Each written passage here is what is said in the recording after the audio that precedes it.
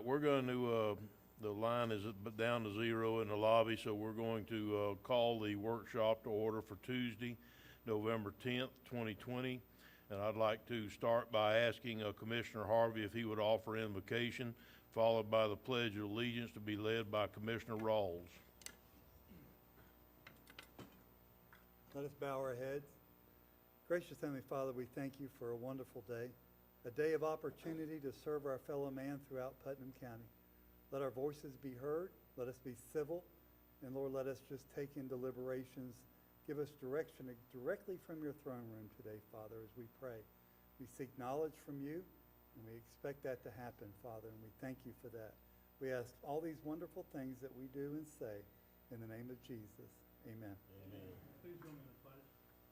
I pledge allegiance to the flag of the United States of America and to the republic for which it stands, one nation under God, indivisible, with liberty and justice for all.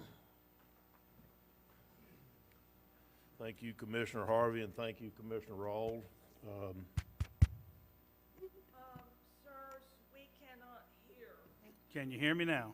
Can you hear us? That's better. Thank you. Okay, I'll try to speak a little. Jacob, can you turn us up a hair, please?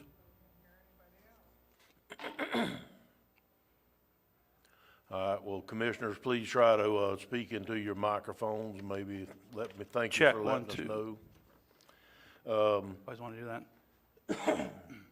Okay, before we start with public comment, Commissioner Harvey has a statement that he would like to make concerning Melrose, I think. I do. Thank you, Mr. Chairman, and thank you, Board, for allowing me to go out last Thursday and meet with citizens of Melrose. I met with Historic Melrose Board of Directors. There was about 10 of those in the meeting with me. And shortly after that, at 5 o'clock, I met with a group of about 40 people in Melrose Park. Their sentiment was very strong. They want to be taken off the list of consideration. Melrose does not want to have the Confederate monument moved out there. They were even some of the supporters of the monument were supporting it, but they didn't want it in their community.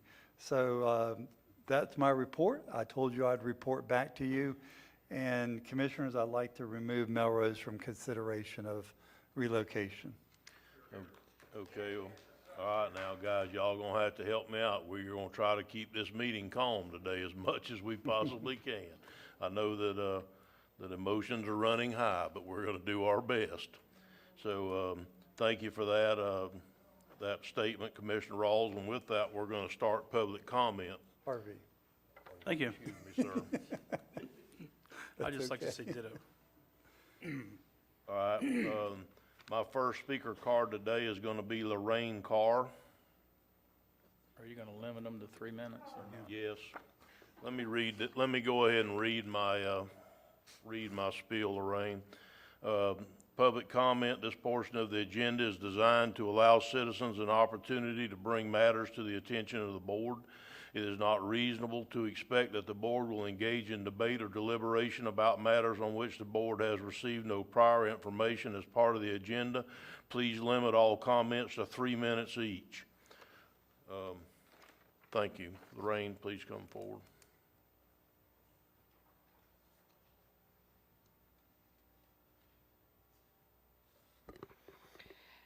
Commissioners, I would like to ask you to leave the monument in its place, where it has been for almost 100 years. We have shared the passionate history of the monument. We wanted people to understand how the ladies that put the monument up did it. I'm still receiving calls from people thanking me for the article in the paper, which shows that there are silent descendants that wanted to voice their appreciation of the effort. It proved that the monument is about the veterans, about families, about Southern families that want to honor their ancestors. There is never any mention of slavery, intimidation, Jim Crow, none of that in the history of the monument. In the history, we saw how the monument was a community project The people of Palatka, Putnam County, and across other southern towns and cities gave to the monument. The ladies kept a list of all who donated and the amount of donations. Some only had a nickel or a dime, but they gave. Most importantly, the men that went to war are the ones that gave. Tomorrow is Veterans Day, and they will be celebrated too. They were deemed U.S. veterans by several acts of Congress. They receive veteran benefits, and their widows receive benefits too. It offends me and others that we have to remove the monument that honors our families when it's been there for 96 years. Whose offense is greater? Why does their offense outweigh mine? Why do we have to remove it? Are we going to be intimidated by the threats of violence against our monument? It's there because of our love for our family that fought. But the reason for it being removed is hate. What are you going to do? Let hate override love of family? Thank you. Thank you, Lorraine. Next on my speaker list is Kate Gallagher. Is that it? That's it. Thank you. Okay, please come forward.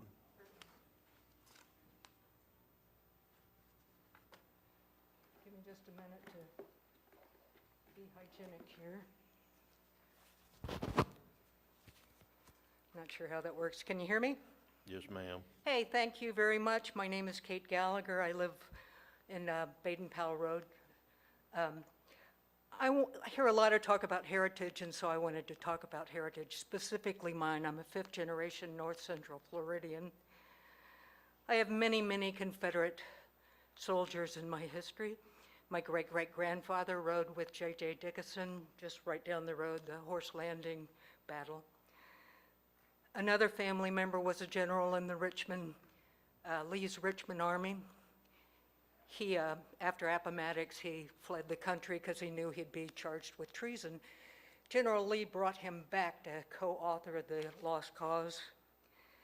The Lost Cause Manifesto describes the Confederate cause as just, heroic, moral, honorable, chivalrous, and virtuous. The inscriptions on the statue say those same things. It was nothing but a PR thing because hundreds of thousands of soldiers had died for slavery. There was only one word to justify why Florida was in the war. In the January 1961 Convention for Secession, there was one word: slavery. They wanted to retain the right to own people. Heritage. Let's talk about the persons enslaved. I hope nobody here ever gets enslaved. It included rapings, castrations, whippings, endless hours of work, family separation, hangings, children sold, daily potential for violence. A large majority of American blacks have an ancestry of enslaved persons. It is extremely painful to have the PR of honor, chivalry, justice, morality, when we know what slavery was about. Heritage. The U.S. has an extensive and prevailing history of racism. I personally struggle with opening my eyes to some of the pervasive hurt that our culture expands. The Confederate statue is emblematic of racism. It is painful, it is insulting, it's disrespecting to many, and we need to listen to that. I don't know how old you have to be to hear people saying, that hurts. I've heard people say, you know, I haven't heard anybody talk about that being offensive until recently. Well, that's just not true. Many of us have been talking about it being offensive for a long, long time. And honestly, I think those people are talking about their lack of awareness. Heritage. Let's talk about Northerners coming down and telling us how to live so they can sell us things. That in our heritage is called carpetbagging. Melrose Heritage Park is an inappropriate place for the statue. Can't think of a single reason why we would insult our neighbors. Heritage, the privilege of, I know. I'm just saying, Y'all are protecting this statue, and that is very, very inappropriate. We need to move beyond being a has-been river town and embrace diversity, social justice, and prosperity. Thank you. Thank you.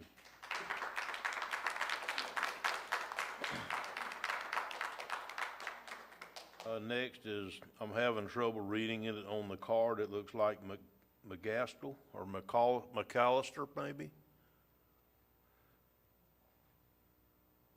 Loniler, Lanier, McCallist. I apologize, the ink didn't come. No, through it's very my, well. the pen that I had apparently doesn't work well on your slick glossy paper. It's Lunell McAllister.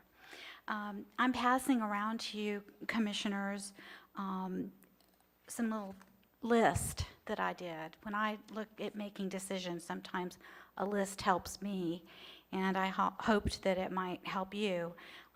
I sort of made a list of the costs of moving our memorial, and to try to help figure out how big a check you would actually be writing if you commit down this path. And I sort of ended up with a bunch of question marks on the side of the page.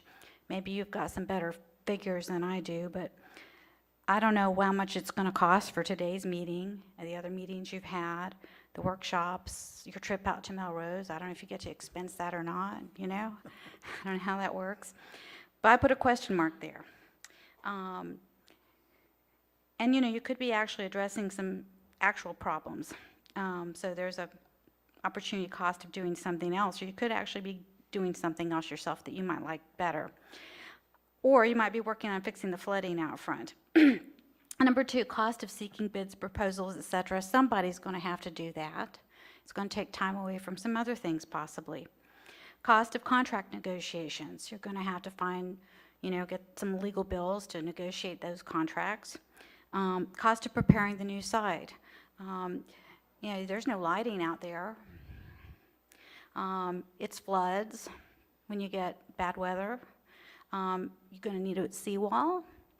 You need to elevate it. How about erosion control? A bulkhead, foundation, elevation changes. You've got some site work to do out there. How much is that going to cost? I don't know. I put a question mark. Maybe you know better. The memorial relocation itself.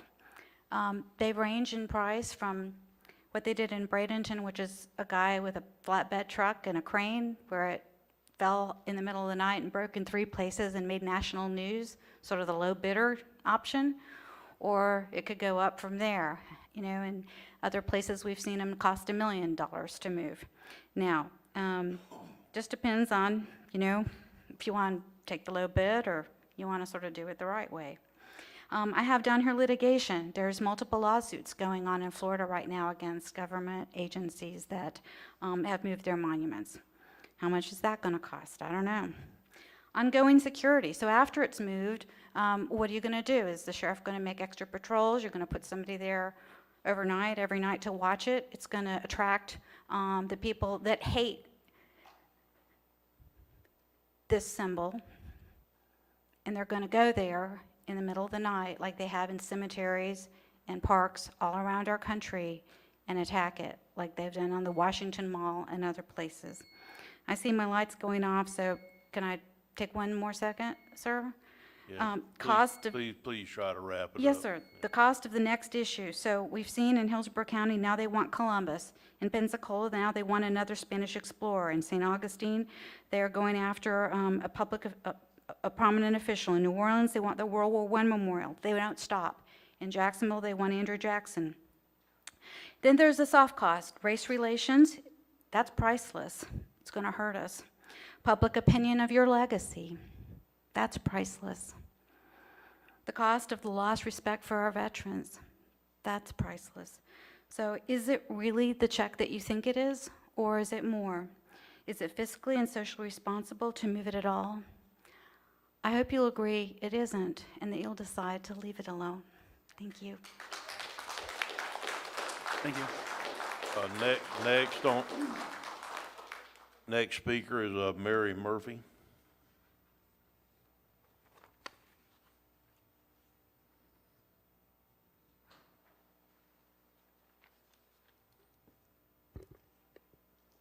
Hello. Dear Honorable Commissioners, my name is Mary E. Murphy and my home is in East Palatka. I stand before you today because my prior emails to you have had little to no effect. I am the great-granddaughter of two Confederate veterans, John Bland Hazel and Ellen Fitzpatrick McCallum Hazel.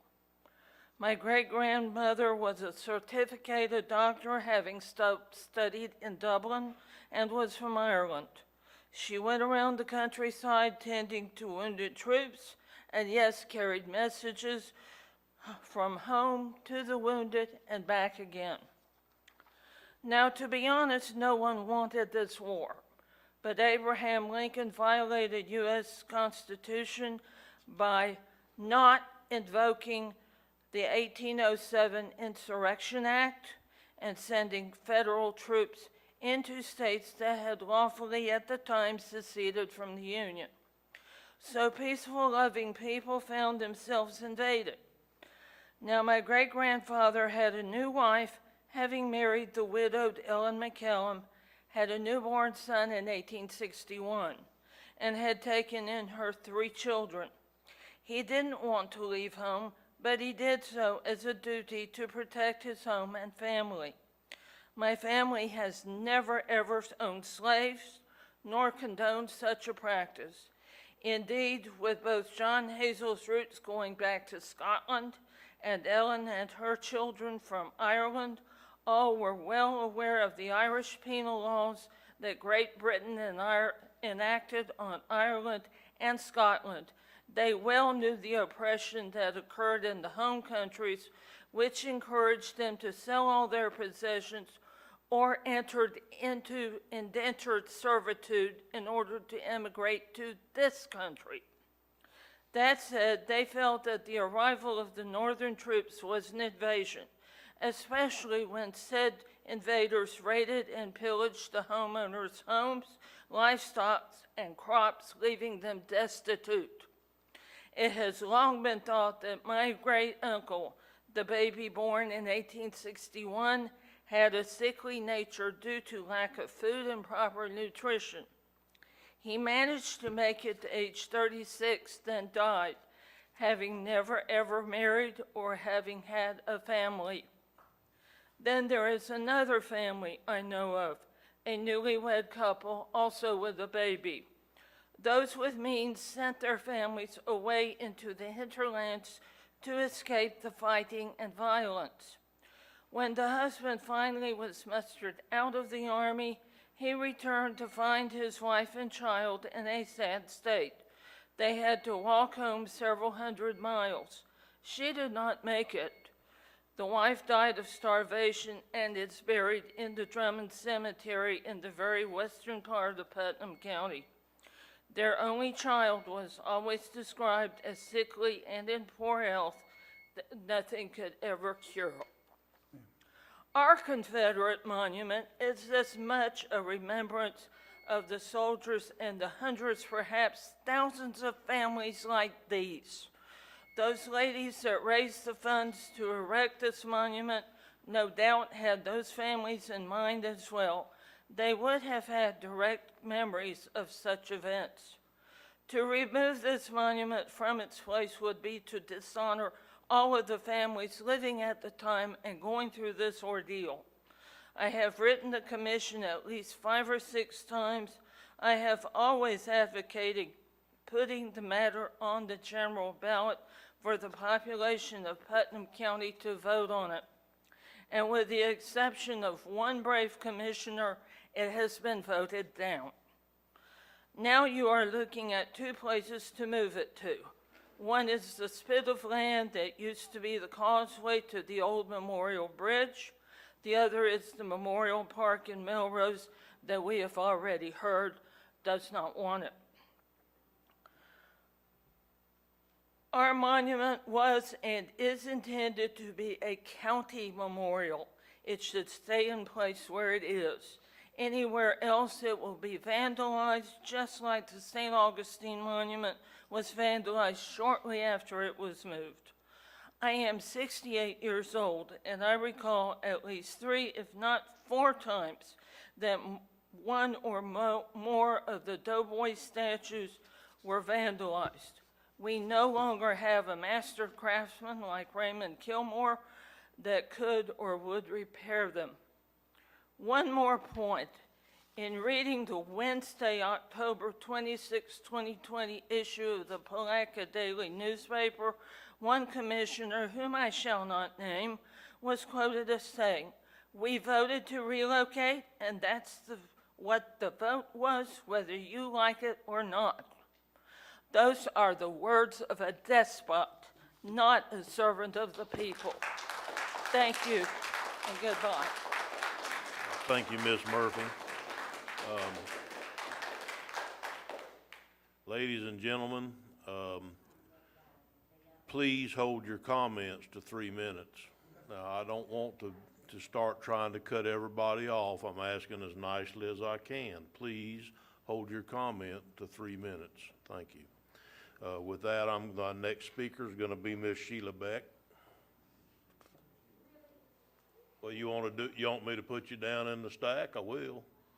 I don't want to make you mad before you even get up here. I think she's surprised that you called her name. Y'all, I don't even know what more I can say to you. I've been here 6 times. I have fought, and I have fought. It has caused me to get stuff in the mail and have the bomb squad at my house. It's been horrible. I almost wanted to give up, but I have a group of 1,000 people that didn't let me give up. I don't know what is more left to say. I really don't. I'm getting tired. I know y'all gotta be getting tired. Just make a decision and get it done, so we can go on with our lives. Our world is so uprooted right now with the election going on and all of this. Mr. Turner, you know, the community pulled through for you once again, and gave you 4 more years. We're asking that you pull through for us, each and every one of you. Each and every one of you. I know I shouldn't directly be addressing each of you. It's not appropriate, but Mr. Goddard, what a way to go out. What a way to go out. Sheila, please. I'm sorry that you Sheila, are. talk to me. Talk to me. Why do I have to talk to you? You know I like So- it. Talk to me. So, I had no more that I could say, but someone did ask me to let y'all know that it's not just our voices. What about the voices of the dead, the brave men who fought? Are you going to silence their voices from the grave? Courage. It's not always about being brave. Our men who died fighting, they knew that. We will have the courage and let their voices be heard by keeping the statue at the courthouse. We are going to fight this. We are not going to give up. I'm not even going to be able to take up my whole 3 minutes, but y'all, y'all, please, just come to a decision. Let us be done. Let the division be done. The group already has a unity event that is prepared to go on. Just get this over with. That's all we're asking. Make a decision, one way or the other. Either side's gonna have to accept it, because you guys are in control. Thank you. Thank you, Sheila. Next speaker, Mr. David Wade. Mr. David Wade.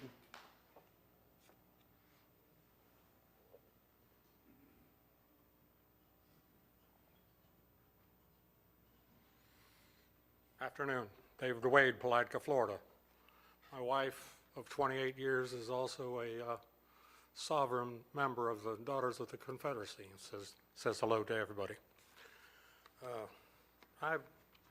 I, as a member of the relocation committee, spoke to you and the board last meeting. I don't think anybody on that committee, and some are here, said anything but gave you 3 alternates. And 2 of those alternates we got to talk about. The main one that the board came to, and again, if I'm wrong, some of those members are here, were to leave the statue where it was. Leave it alone. You had empowered us as people, 11 people on that committee, to give you the guidance of which you'd make a decision. And again, the top of that meeting was leave it alone.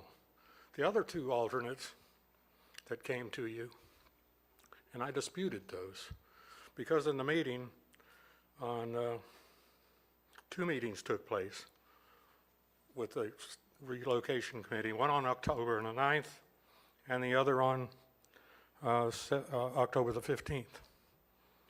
In the meeting on October the 15th, the former meeting on October the 9th, the minutes were approved.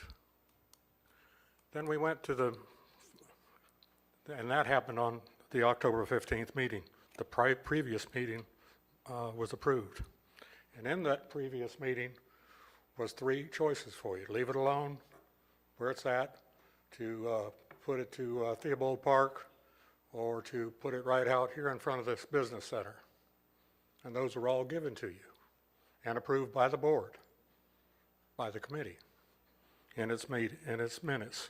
Then we went further into that meeting, and that meeting of the 15th was never approved and given permission by that committee to be given to you. And I think that's a direct black eye or snafu, whatever you want to call it. But the committee members never approved the minutes of the board meeting on the 15th, the relocation committee on the 15th. And what that did is it gave you 2 alternates that took away the ones that were already approved to give to you by the 11-person board. And on the 15th, it was flip-flopped. 2 other locations were motioned to take their place. But again, that meeting on the 15th, as far as litigation is concerned, it didn't happen. So I say the snafu that happened there renders that meeting and those 2 locations, alternate locations, moot. That includes the bridge location on the other side of the river. I never did hear anything from y'all, but I know you're busy. These are busy times. But we need to get the matter settled. Leave it alone. I think that's what the consensus of that 11-person group. We only had, on the 15th, we only had 10 and a half members. One didn't get in until about 1:30. So his vote wasn't recognized in several different aspects of that meeting that render that meeting tainted. Thank you, David Wade. Thank you, David. Next speaker is Lynn Hoffman.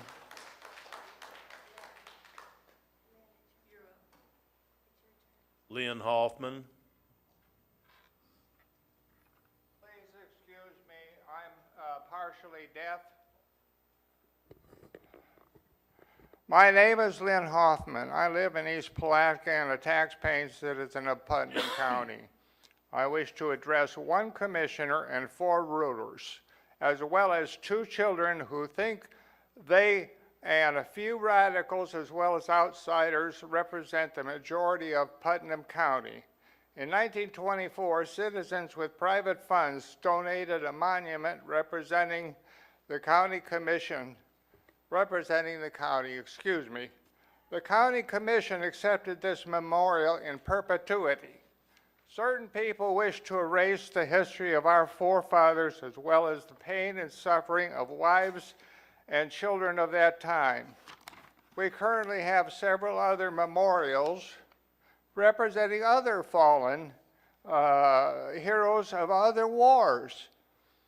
If this monument is moved away from its accepted place, All other monuments need to follow it, including painting over the 6th Street. There are other monuments in our cemeteries. Some are Northern soldiers with USCT, mark meaning United States Colored Troops. They too were buried by people of the South. Remember, those other granite memorials are around the courthouse representing fallen soldiers are from Putnam County, and they are Southern. They are American, the same as our forefathers were. They were Southerners during the Seminole War, the Spanish-American War, the First World War, the Second World War, the Vietnam War, the Middle East wars, as well as the War of Northern Aggression, commonly known as the Civil War. All these fallen were Americans. Those who actually know a bit of history, not well taught in today's schools, know that this war was fought over states' rights, not slaves. There were also slaves in northern states.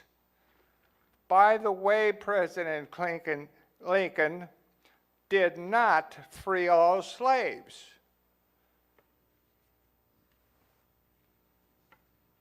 President Abraham Lincoln issued the Emancipation Proclamation on January 1, 1863, as the nation approached its third year of bloody civil war. The proclamation declared that all persons held as slaves within the rebellious states are and henceforward shall be free. This was from the National Archives. Thank you. Thank you, Mr. Hoffman. Next speaker, Sonia Easton. Sonia Easton. Eason.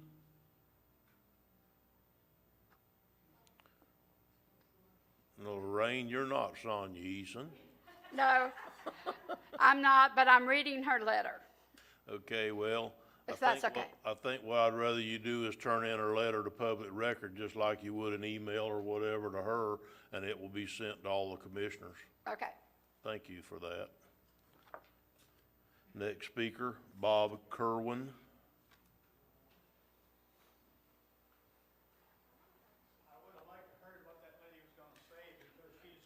Well, this is part of public record, Bob. Okay. The first three words on the Constitution of the United States are "we the people," gentlemen. Oh, I meant to say, Mr. Chairman, Commissioners, last Tuesday we had election, and we the people did our job. Tomorrow, being Veterans Day, is the birthday of this memorial. This memorial was uncovered 1924 on tomorrow. And you know how many citizens were there for that? When the Bert Hodge Post, which was right down the street here, they were responsible for unveiling that monument. There was 14,000 people here in the city of Palatka came for that unveiling of that monument. Now you're going to tell me that all 14,000 of those people see something racist involved with that monument? I do have issues with the way that this is being dealt with. We the people are not being heard. You, sirs, are making decisions on demands from a small group, particularly stating things that are not true and have no factual basis to back them up.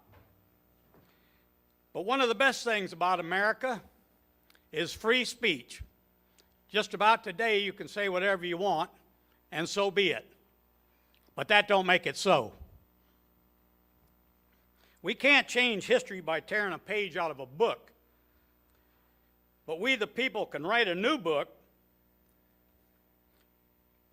And I've heard it say that if you don't know history, history has a way of repeating itself. So let's not repeat it.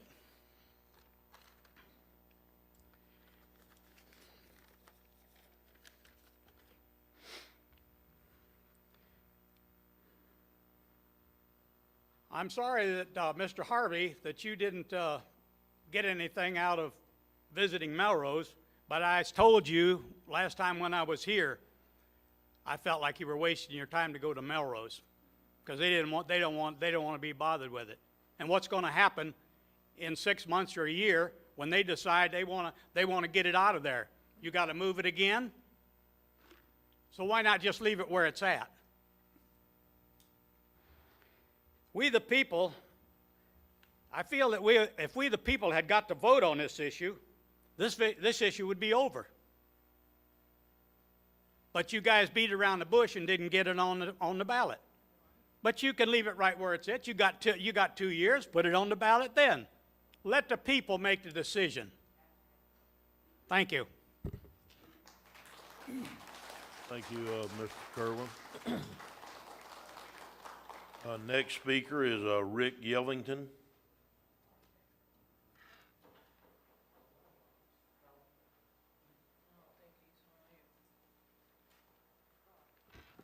Good afternoon, gentlemen.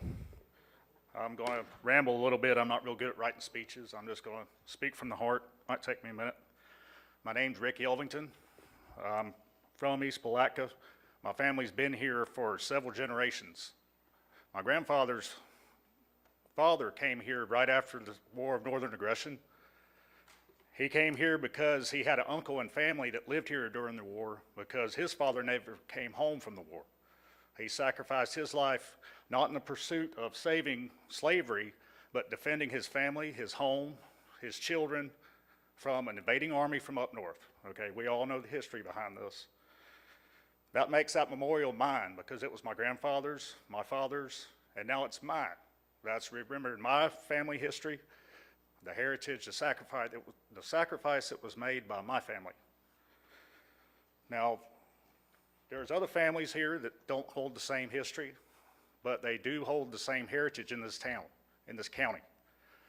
You've got a lot of black people that live in this county that grew up here for generations just like us, with us. My father, he's got a black woman renting a bedroom from him, her young girl. We've hung out. She goes next door and hangs out with my nephew's kids. They play every day. That's normal. That's the way it should be.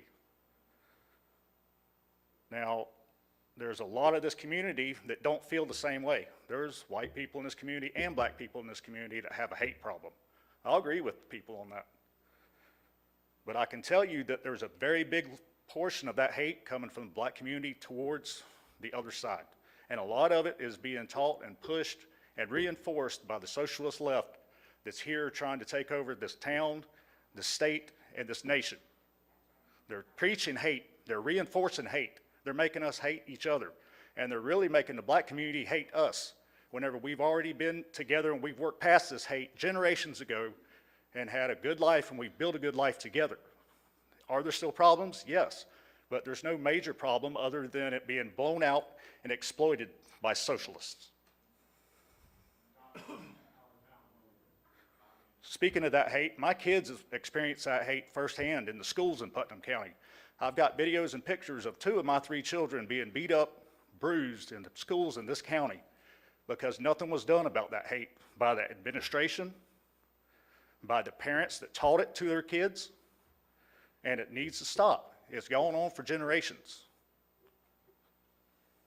We'll be a lot better if we get together and bring our local culture together.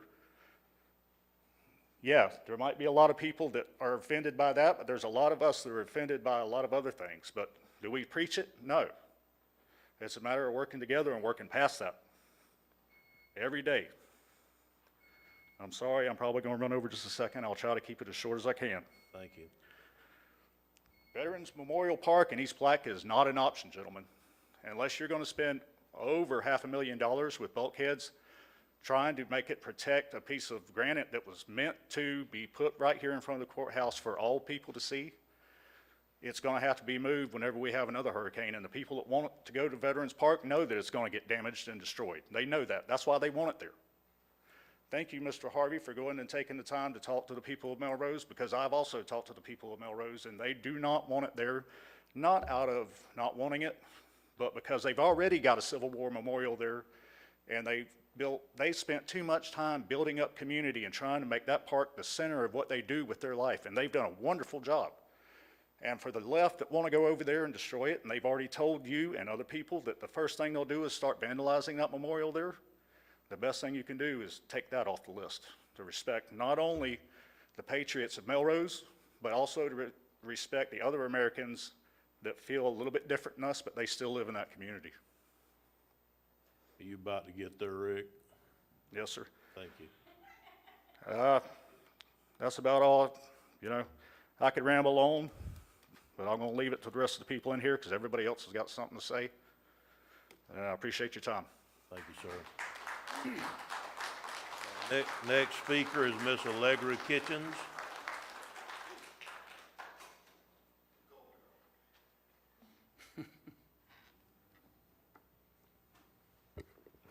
Allegra Kitchens, Palatka, Florida. I never thought that as the great-granddaughter of 2 Union soldiers that I would be advocating for Confederate soldiers. But today, here I am doing just that. The day before we celebrate Veterans Day, to honor those ordinary citizens who accomplished extraordinary things for all of us. You are in the enviable position to either preserve the memorial honoring our Confederate veterans or to dishonor them by removing it from the courthouse square where it stands with the memorials to our Putnam County citizens who fought in other wars for their homes, family, and country.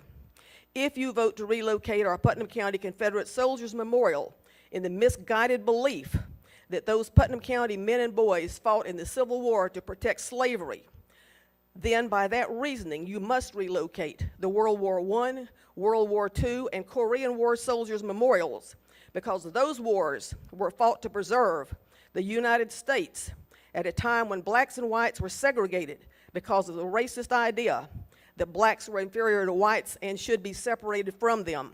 You can't dishonor one group of soldiers because of what their country represented at the time they fought and leave the other soldiers' memorials when they too fought for a country that by today's warped view of history was still suppressing African Americans through segregation. In 1869, every citizen of the Confederacy, including the soldiers, were pardoned and restored to full United States citizenship with all of its privileges. In the early 1900s, Confederate veterans were given equal status to the veterans of all of our wars, including the right to be buried in Arlington and other national cemeteries. The Confederate soldiers from Putnam County deserve no less honor than the soldiers from Putnam County who fought in our other wars. Right is right and wrong is nobody. Honor all of our war dead or honor none of them. Leave the Confederate Soldiers Memorial at the courthouse with the memorials to the soldiers who fought in our other wars. Thank you.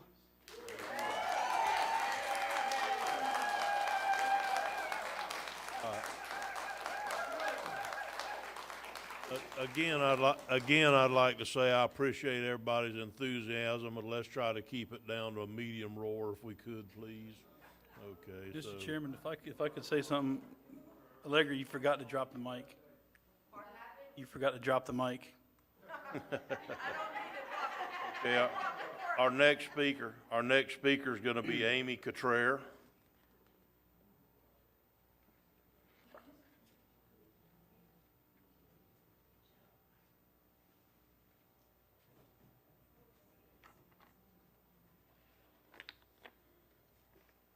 Hello, my name is Amy Cottrell. I live at 115 Ronald Road in St. Augustine, Florida, Lot 22. Before I moved to St. Augustine, I spent my life here in Putnam County. I will try to be quick about this because most of what I bring up today can be researched easily. Today, it is easier to research than it ever was. Matter of fact, most of what I learned about Black history and Florida history, I learned outside of school with the internet. What I found is that the way history works is that we find scraps. We have pictures, we listen to people's stories, and the more information we have, the more we are able to piece together a more complete historical narrative. Eventually, after we have shared our perspectives and information, we begin to see the truth and the historical narratives changes when we find new information. It would be a good idea to research any new information to see if there is credibility in the source. There are rumors that the Daughters of the Confederacy had a campaign designed to change our history. That in our public schools, the Daughters of the Confederacy had a say in which textbooks the children would learn from. Some books were rejected if they were deemed unjust to the institutions of the South. The women in charge of this campaign were openly pro-slavery. The Daughters of the Confederacy today is a very different organization, and they do not condone violence, militarism, or racism, and that's good, and it shows that people can change. In order to change, though, we must acknowledge our roots. At the time the statues were brought up under the DOC, they had racist women in power. In fact, after the Civil War, the Confederate soldiers that survived became police, judges, and had prominent government positions, even in Florida. Even their children would grow up to have the influence in the government. Y'all should fact check me because all children would grow up to have the influence in the government. Y'all should fact check me because we all had racists in power when these statues were put up, and these statues, they don't belong in front of the government buildings anymore. Though many of the Southern people are innocent and didn't have bad intentions, we still, as Americans, need to make amends for the crimes of the racist extremist people we had in power then. This is a national problem. It has been a slow process that has been thwarted by those in power, and there is no doubt in my mind that the older folk in the room have been deeply affected by the narrative put in place by the legislative groups similar to the one here in Florida called the Pork Chop Gang. If you don't know who they are, then you should research them as well, because they had an effect on everyone in Florida during the 50s and the 60s. It was under their administration in Florida that Jacksonville was able to establish a high school named after the Grand Wizard of the KKK in 1959, who wouldn't have its name changed until 2014. I feel like it is important to say this because I'm not sure how many of y'all knew this, and I'm hoping that any information I would bring would have clarity to you. I'd like to encourage some of you in the audience to have a change of heart and mind, especially if you have learned something new today. As for my suggestion about where we should put the statue, it is my understanding that Melrose does not want it because it would cause strife in the community. This is unfortunate because I have learned from my time with the BLM that Clay County loves the Confederacy too. I have an alternative. If it is to be left at the courthouse, we should bury it with a time capsule or a plaque over it. If there is no other place to move it to, Please, I would ladies and like the gentlemen, council to consider encasing the statue in a plexiglass and putting it in the river. I believe that the glass-bottom boat would be a great way to view the statue, and it would be a great tourist attraction Amy, your for 3 Putnam minutes County. are up. Are you about winding down? I'm done I'm listening. done, sir. All right, I quit thank listening a long you. time ago.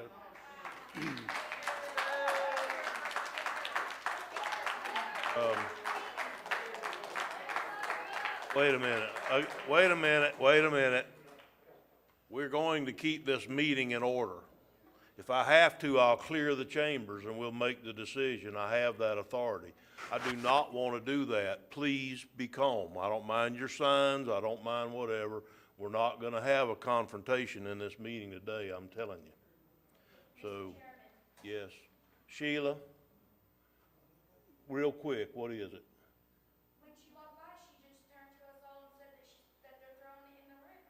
No, ma'am. Just don't worry about that, Sheila, okay? Let's get through the meeting and see what happens on both sides of this issue. But we are going to remain calm. Next speaker is Kelly Crocker.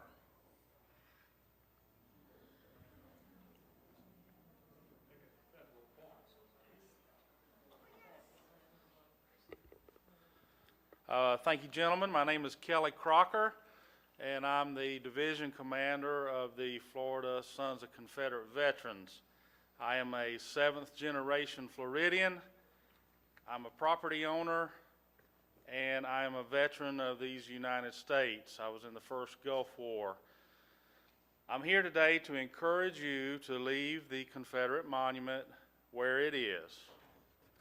I do encourage you to put up other monuments, because we are a nation of monument builders, not a nation, until 2020, we were not a nation of monument destroyers. Gentlemen, you've been elected by this county to be leaders. Please be a leader. My sister, who spoke earlier, said, embrace the diversity. Amen. But Confederate supporters, Southerners, are part of the diversity. So please represent us all. Those who preach tolerance, tolerate me. Thank you for your time. Thank you for your sir. service. Thank you, sir. Next speaker is David McAllister.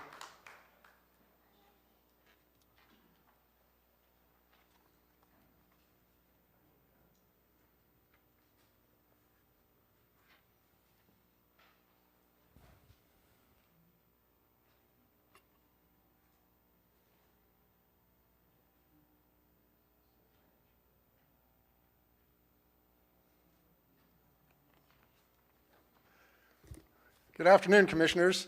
Good afternoon. When y'all convened a workshop, I didn't know exactly what y'all format was. My name is David McAllister, and I'm an officer of the State Division of the Sons of Confederate Veterans, a heritage chairman. So I brought some materials for you to consider in sort of a more workshop format, and if you have any questions for me, I'd like to answer that. We haven't had much back and forth so far. One of our sister organization, the United Daughters of the Confederacy, had, through its Florida State Division president, Sonia Eason, sent a letter. I know you've had that put into the written record, but I think it really should be read into the record before you so that you will know what she actually had to say before you take any kind of vote today. Otherwise, you wouldn't have had a chance to read what she said. Now, as I've presented before the commission before, it is a fundamental principle of the Sons of Confederate Veterans that all Confederate veterans are United States veterans as well. You will see the material there in the article. Don't have to go through every single paragraph that shows all the congressional legislation, all the presidential proclamations that have declared Confederate veterans to be American veterans and to be entitled to all the honor and respect of all American veterans. Now, I understand that you all had a proclamation for Veterans Day just this morning. I haven't had a chance to read it, but I assume that it was complimentary of veterans and hopefully thanking them for their service. And you didn't just mean the veterans just of today, but the veterans of yesterday as well. Now, the question, of course, to you is, do you mean that? Do you really mean that? Okay. In the brochure, there are some quotes by presidents, and also Winston Churchill, but also President McKinley and Eisenhower. But I want to give you two quotes from presidents. One was by President Obama quite recently, saying, "Our nation owes a debt to its fallen heroes that we can never fully repay, but we can honor their sacrifices." That's what President Obama said. And he included Confederate veterans because he sent flowers on Confederate Memorial Day to the Confederate veterans' graves at Arlington. So he meant what he said. Way back at the beginning of the nation, George Washington said, this is on the last page of the brochure, "The willingness with which our young people are likely to serve in any war, no matter how justified, is directly proportional to how they perceive veterans are treated and appreciated." So if we take that memorial, this is George Washington said, we need memorials to show young people that we like veterans. We appreciate veterans. We honor veterans. Or else those young people will never serve in future wars. What are we telling our children? What are we teaching our children if we remove a veterans memorial from a public place? We're saying they shouldn't serve. Should all the Vietnam veterans who served in an unpopular war have their memorials removed as well?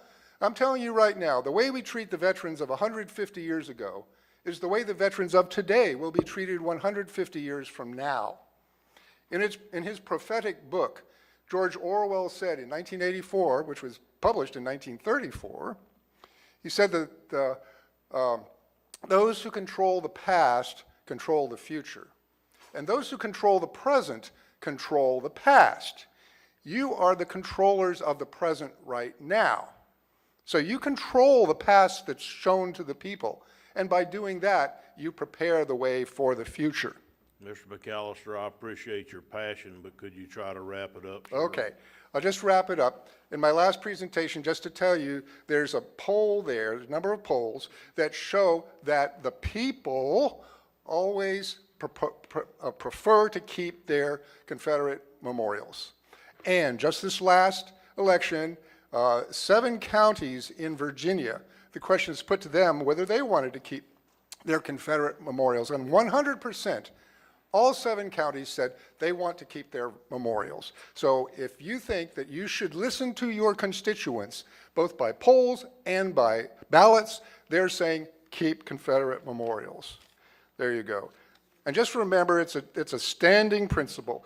You cannot negotiate with terrorists, you cannot play off a blackmailer, and you can never satisfy those who start on taking history down when their goal is controlling the future, basically until there's nothing left for anyone to honor or to appreciate or to learn from. Thank you. Thank you. Any questions? No, sir. Mr. Chairman, I have some questions in mind. Okay. Are we going to bring it back up later? Or? Well, what I'd like to do is get through public comment, and then if you have questions at that point, but feel free to go do whatever you want to do, sir. So, looking at this has got a lot of fairly new information in it. This, I don't know if you call this a brochure, the handout that you gave us. Is it my understanding that your group is only working in the state of Florida for the preservation of monuments, or are you guys all over? No, the Sons of Confederate Veterans is a national organization and works to preserve the monuments to Confederate soldiers all across the nation, not just in the South as well. There are many in the North. How many counties right now in Florida have Confederate monuments? Ooh, that's a good question. I'd say out of the 67 counties in Florida, probably 55 probably have some form of Confederate memorial. And the others probably have museums and history that honor Confederate memorials. There was a brochure that was published by the state of Florida called Civil War Trail in Florida that identified lots of memorials, and they identified the one here in Putnam County as well. So you don't want to be calling them a liar. That is the basis for a lot of historical tourism, to identify where these monuments are. So out of the 67 counties, I'm probably up to maybe 65 counties that have Confederate memorials of some form or another. So you've hit a nerve with me, and when I read on the front, it says Florida Stolen Valor. I'm a veteran, and we are recognizing tomorrow's Veterans Day, and we did recognize it this morning with the resolution. But, you know, I don't see this as a divisive issue. To me personally, I don't think it's an issue this commission should have ever taken up. I think it's a citizens issue, not a legislative issue. I've made that very clear. But from what you're seeing in Florida, and I'm only speaking about Florida, another speaker earlier talked about lawsuits. What are you guys seeing as far as those lawsuits, what it's costing the counties to protect themselves after they've taken the monuments and moved them? The Sons of Confederate Veterans is not a litigious organization. Some of its individual camps and localities have joined in lawsuits with other organizations against entities that have tried to remove monuments. There have been a number of them around, and many of them are unresolved, both state lawsuits and federal lawsuits, because they feel that their basically freedom of speech is being denied, because the federal government recognizes monuments as forms of freedom of speech of the peoples, freedom of speech of the government. And where the government tries to remove a monument that has been there 100 years and has been reaffirmed and reaffirmed and reaffirmed by subsequent successive councils, such as yourselves, then that shows that a permanence has, an expectation of permanence has been achieved in this area. So lawsuits are appropriate. And there's one in Pensacola, there's one in Madison, there's one in St. Augustine, there's one in Lakeland, and there have been others in Hillsborough County and in Hollywood as well. So there are a number of lawsuits that are active right now against entities that want to remove a monument, a statue, a memorial, change the name of a street in the public landscape. And these are governmental entities? Oh yes, it's always a government that does this. No lawsuit has ever been brought on against any private entity that has moved a memorial. Thank you. Okay, next speaker, Gay Esperson. Okay.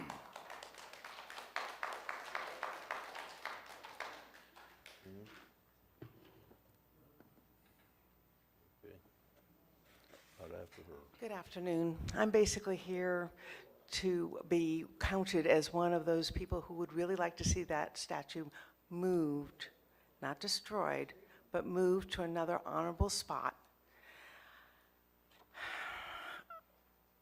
I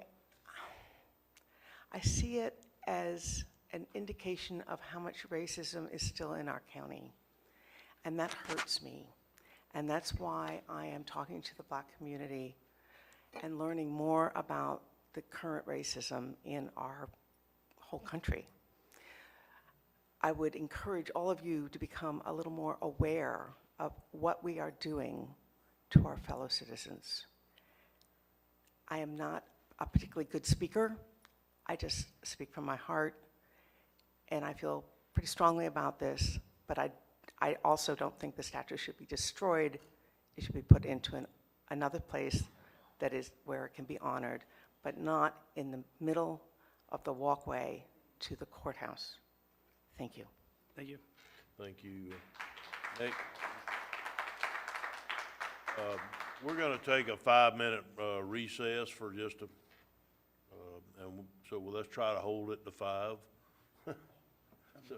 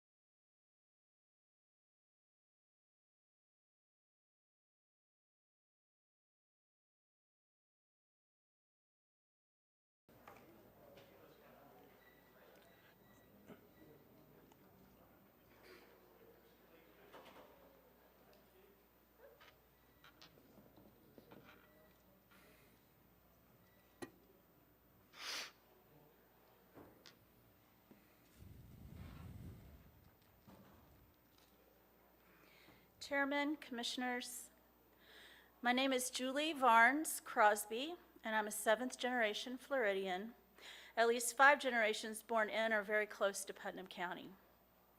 I was born in Palatka, and I lived in Putnam County all my life until 16 years ago. I'm an actual daughter of the Confederacy by ancestry, though not membership. Though I played under the Maltby Oak many times growing up, and I was very familiar with the statue, I was puzzled by it, and I didn't really know why it was there in that location. I also knew my family's Confederate history, but I felt sort of the same about it. It was just something that was there that I didn't really question a lot, though I heard a lot about. The day I left Putnam County 16 years ago was very hard. I moved away from dear family and friends. I had taught here, and I had a dream of helping rural kids just like me, the first in my family to graduate college. I had a passion for the life-changing potential of education to help people, and helped a lot of students get their high school diplomas here in the adult education program. It's still the most fulfilling job I ever had in now nearly 30 years in education. But my husband and I have 3 daughters. And when we left, the second daughter was about to enter high school. David Buckles was superintendent then. When I told him I was going to transfer her to a high school in Gainesville with a program for high-achieving students, he said, "You know she'll become a liberal, don't you?" Mind you, I was a conservative then when he said this to me. That was the only thing he seemed concerned about. Not that there wasn't anything to offer my daughter here for what her needs were, or that he was losing a good teacher, because I was a good teacher. He simply brought up politics, and I knew then that I was making the right decision for my family, for my daughters at that moment. Today, that daughter holds a master's degree, she's a college professor, and she owns 2 houses. Another daughter works in healthcare and owns her home with her husband, and the third daughter is an ER nurse. All tax-paying citizens, and they're all lost to Putnam County because the education system didn't offer what they needed. But David Buckles still sits on the school board. Though I played under the Maltby Oak many times growing up, as I said, I didn't really question what all of this had to do. Why on the courthouse lawn do we have this statue? And what does all this story I have about myself and my life have to do with the Confederate statue? Just a moment. After I moved away, I used that freedom to learn more and to teach myself. As someone else has mentioned, the internet's a wonderful resource. Among other things, I read about the history of the Daughters of the Confederacy. Since I was one and it's on the statue and other statues, I thought, what is this group? I'm a daughter. My family was in the Confederacy. What's the Daughters of the Confederacy? I learned that in addition to placing statues, they provided lesson plans for teachers, pro-Confederate textbooks, portraits of Confederate heroes and flags in classrooms. They even created Children of Confederacy chapters for boys and girls. Maybe you don't know of any in this town, but this was a national movement, and they did this everywhere. You can find this factual information on the internet. Now, it's not hard to imagine that our region and state have been influenced by leaders whose families passed down the values of these pro-Confederate policies, passed down back then as policies, and then into attitudes in families. What has the continuing impact been in this county, even possibly in school boards and county commissions and decisions in family legacy seats for generations? Did I not experience that very attitude from the school superintendent at that time, 18 years ago? Instead of improving systems and government and schools, we get same old politics. That's harmful. Pro-Confederate attitudes are still harming Putnam County. And cost was brought up today, which I must say, that was maybe the main racist thing I've heard here today. To bring up cost when you're talking about people being harmed, That's offensive. How much does it cost when a family like mine leaves this county? Tax-paying citizens, 3 gifted children, home ownership. My family are givers, not takers. How much money? I could add that up as the lady did. That's money that was gone from this county. How much does it cost when businesses don't come here because they're reading about this in the paper, that this is the big story? How much does it cost when industry doesn't come here? This represents more than just the history. And let me tell you, as a Confederate family, 7 generations, the pioneer spirit of our ancestors is what I'm proudest of my generations here. Florida pioneers had to put up with no AC, doggone it. They put up with mosquitoes. They put up with the heat. Could we not erect something else that puts up that pioneer spirit in Putnam County? And instead of idolizing, which I'm not going to bring up my faith life and what it does to me to see people I know are Christians as I am doing what I would call idolizing a piece of bronze, maybe another day. Ms. Let's Crosby, look at the are you pioneers. about to I wrap am. it up? Yes, sir, I Okay, am. Thank you. Let's just look at the pioneer spirit, move this piece of bronze to another place, and put up some piece of art instead, that we can all be proud of our history together, our pioneer history together. That's something that we all can come together about. And yeah, I think we've got a lot of people here that agree on pride and history. There's a lot of us that don't agree on this, but do agree on pride in our history. I like hearing other 7th generation Floridians. There's not enough of us. I don't know about the gentleman with the beard, but you know, over in Gainesville, I don't find a lot of people like that. So I appreciate you listening to me. It was very hard for me to leave Putnam County because of some of the good people here and the beautiful property, but that statue represents for me a backwardness that I wish we could get rid of, and it represents a hurt for a lot of good people, as Gay Epperson said. Thank you for listening. I appreciate it. Next speaker is Rebecca Cova.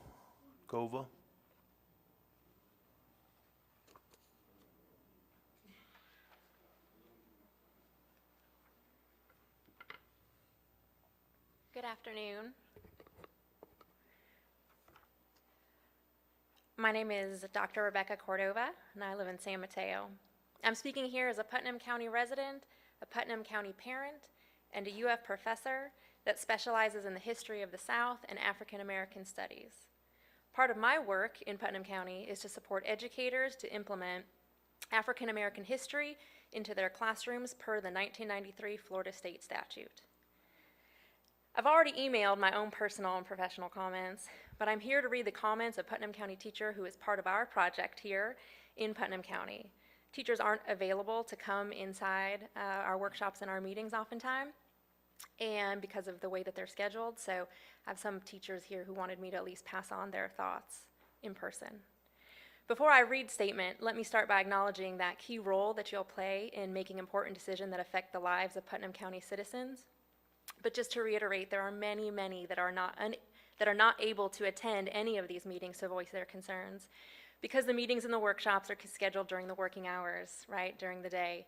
So just wanted to, I think, pass on their ask and their request that sometimes the scheduling of these important meetings and workshops, when there are key issues in the community, that if they could be scheduled during times when it was open to much more diverse range of working class folks here in the county. But moving forward, here's the statement from the teachers I've been asked to read. I'm a Putnam County teacher. I wanted to be physically present today, but unfortunately this was made impossible by the 2 p.m. start time that you selected for this workshop. But thank you for allowing me to share my comments this way. I would like to urge all who are listening to take a moment to consider what this discussion is really about. Is it really about preserving history? If so, are we equally ready to acknowledge the reality of what the Confederacy was fighting for? If we are ready to engage in this learning, why wouldn't we want this statue to be placed in a museum where more complete history?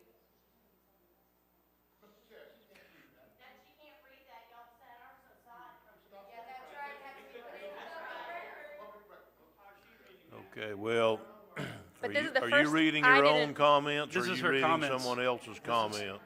She's giving her comments. Just a minute, sir. Are you reading your comments or someone else's comments? I am reading the teacher's comments that have been passed on Okay. to me, but Earlier, I waited. They are correct. Earlier in the meeting, I made someone give That give is- someone else's comment to public record. So you're allowed to make your comments, which is fine, but you're not allowed to read someone else's comments into the record. That needs to be submitted to the secretary. We made that call earlier in the meeting. Let me ask, however, you made that call early in the meeting when she had already spoken, correct? So I'm No, not ma'am, using. no, wait a minute now. I can take care of this myself, people, okay? Believe me, I'm capable. No. This is not my second Ms. time Carr- speaking. Ms. Carr came up to read someone else's comments. I wouldn't have allowed her to read someone else's comments if it had been the first time. You were more than welcome to give your 3 minutes worth of comments, more than welcome. Great. Please, let's have it be your comments. Then these will be my comments, sir. Okay, thank you. Well, I'm sorry, guys, she has her 3 minutes Is now, this just like every monument one of really y'all. about honoring those who were killed in the Civil War? Can that really be taught? If we're wanting to teach that, then let's actually teach it and educate it. Ultimately, we should ask why we are so concerned with preserving its public placement on our courthouse lawn. As a teacher professor, I have seen consistent gaps in historical knowledge that create conflicts in our classrooms. Students enter their history classes believing harmful untruths about what the Confederacy actually stood for, untruths that should not be surprising to us considering we have the statue in our public forum. We have a statue that was placed in our public space that was put there during the height of the KKK resurgence in the 1920s during Jim Crow. We often talk. Please, turn that off a second, Commissioner. Look, guys, I'm not gonna let them holler at you when you're up here speaking, and I would appreciate it if you wouldn't holler when someone else is up here speaking. Show the same respect back and forth. We'll get there, okay, please? Okay, please continue. We often talk about the fear of dividing our community, yet we have the means to work at uniting it by simply demonstrating that we care about the pain that this statue is causing our friends and neighbors. We should be taking action. So we must ask ourselves, what is really important to us? What values shape our community? What legacy do we want to leave for our future generations?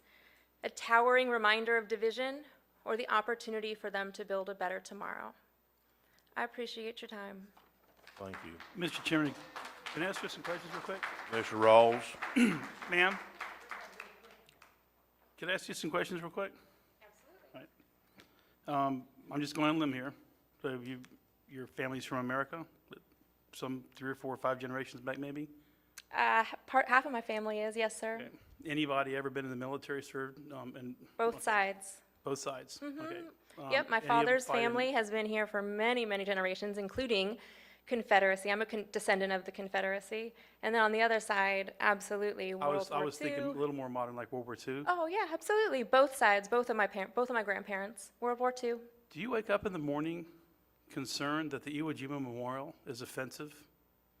Are you offended by that memorial? Am I offended by that memorial? I guess I would say that war is a complex experience for the world, and that it's a painful experience for the world. People give and people die. And both of my grandfathers came home from World War II, and I think it was hard. It was very, very, very hard for them to kind of come back and live in the world, not just World War II, but the Korean War. I have many relatives who are veterans. My personal opinion is that we don't talk enough about how painful and hard war is, and how damaging it can be for families and communities. It's something that is easy for us to say, this is good or bad, this is right or wrong. It's actually a lot more complex than that. And I think that if we did more honest conversation about the impacts of war on people, we would be more compassionate. The question goes to, and it was very simply asked, are you offended or are you in fear of the Iwo Jima Memorial? Because I can assure you that there are people in this world, in this country that we live in, that would be. I personally, I wouldn't say I was in fear. I would say that I would understand the positionality of a person who was. Does that make sense? So should we tear it down? Should we tear it down? I feel as if a community wanted to talk about what that statue meant to them and what that meant to their community, because statues, as you know, are pieces of rock.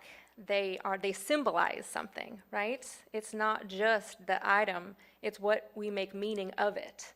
And that's all of this, is what we make meaning of it.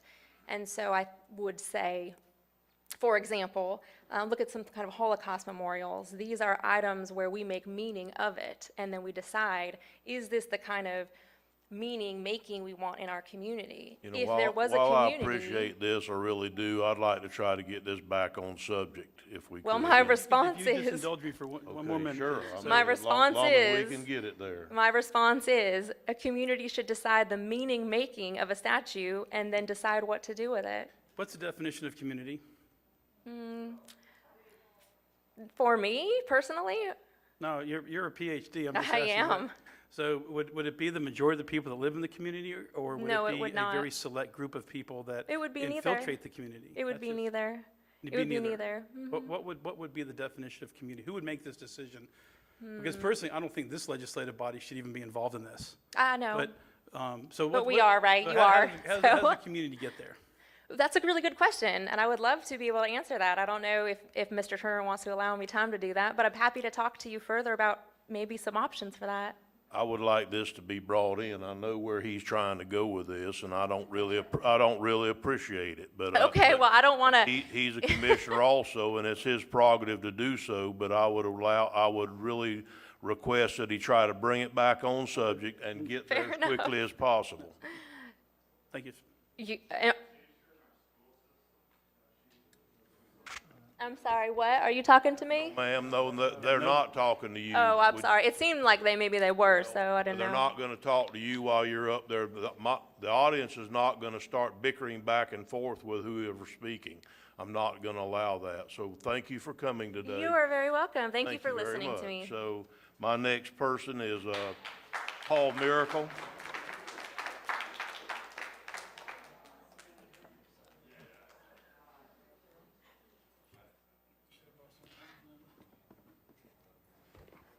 Hello? Hello?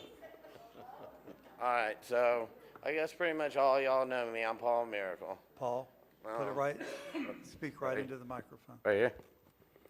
All right, so I'm not going to go into history. Everybody keeps going into history. I am a generational family from this community. I remember my grandma telling me stories about the Great Depression, World War I, World War II, all that. But the thing is here, that we're here, that I understood in the last meeting, to bring unity, and unity from the division that has been caused by this. Now, I believe it should have been put on the election in the first place.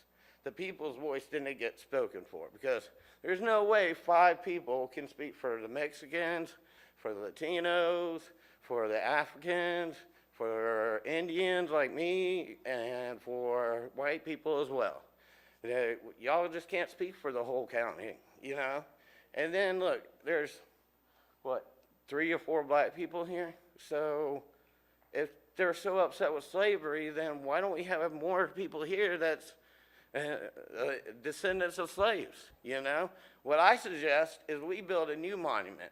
A monument for 2021 that will sit there and say that we want to unify, and we want to unify together to get rid of the corruption in this town and the corruption all over this country that's going on. While we're sitting there playing around with monuments, we're getting money stolen from us. Let's say the CARES Act. How long did it take for y'all to put the CARES Act in action? Took all the way up until March. Y'all had it open for 2 weeks, and then just left it there, and it stayed at $1,000 just for businesses. That money could have gone to the people, and it could have gone a lot quicker and could have helped them out. You know, that's what we need to stand together and we need to fight against, is the corruption, and unify this public and build a monument that stands for our legacy that will stop all this corruption from happening anymore. Okay, Sieber, do you want to follow that one, or you want me to pick somebody else? Yes, sir. But I'm giving you the option if you want to wait. No, please come up. Sieber Newsom's next speaker.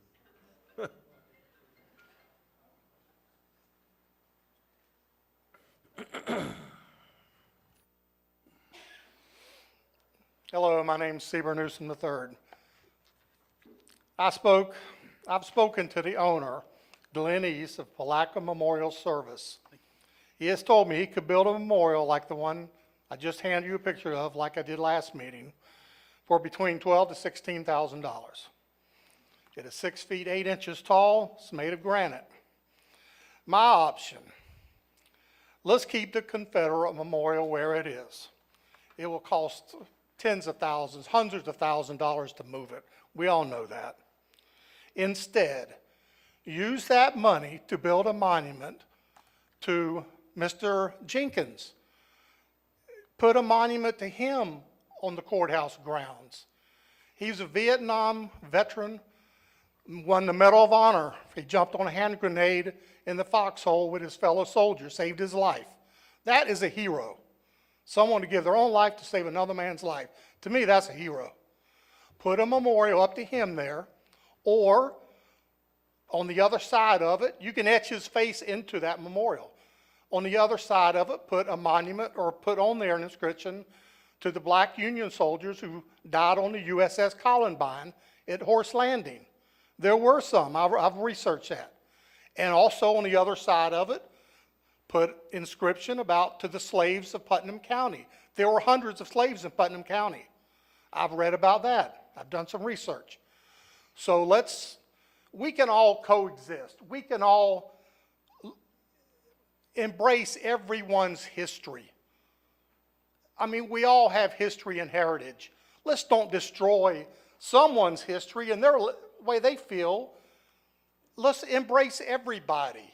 Let's put up more monuments. Don't tear them down or move them.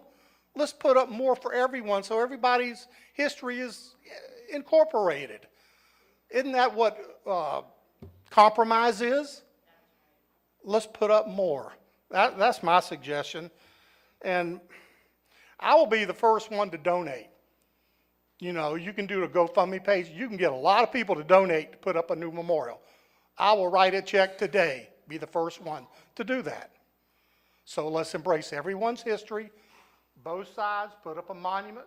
Like I said, to Mr. Jenkins, to the slaves from Putnam County, to the soldiers, black soldiers who died on the Columbine. Let's embrace everyone's history. Let's don't destroy history.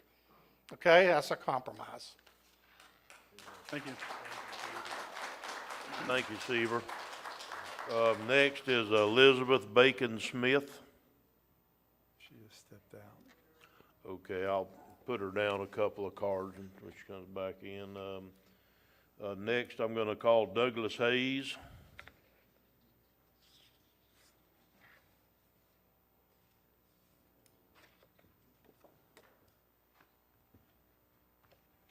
Hello there. I'm Douglas Hayes. I live at 216 Huron Avenue, Satsuma. This morning I presented to you a concern. When it all boils down to is I don't have a dog in the fight in regards to this statue, but where my fight begins is the loss of the right for the people to vote.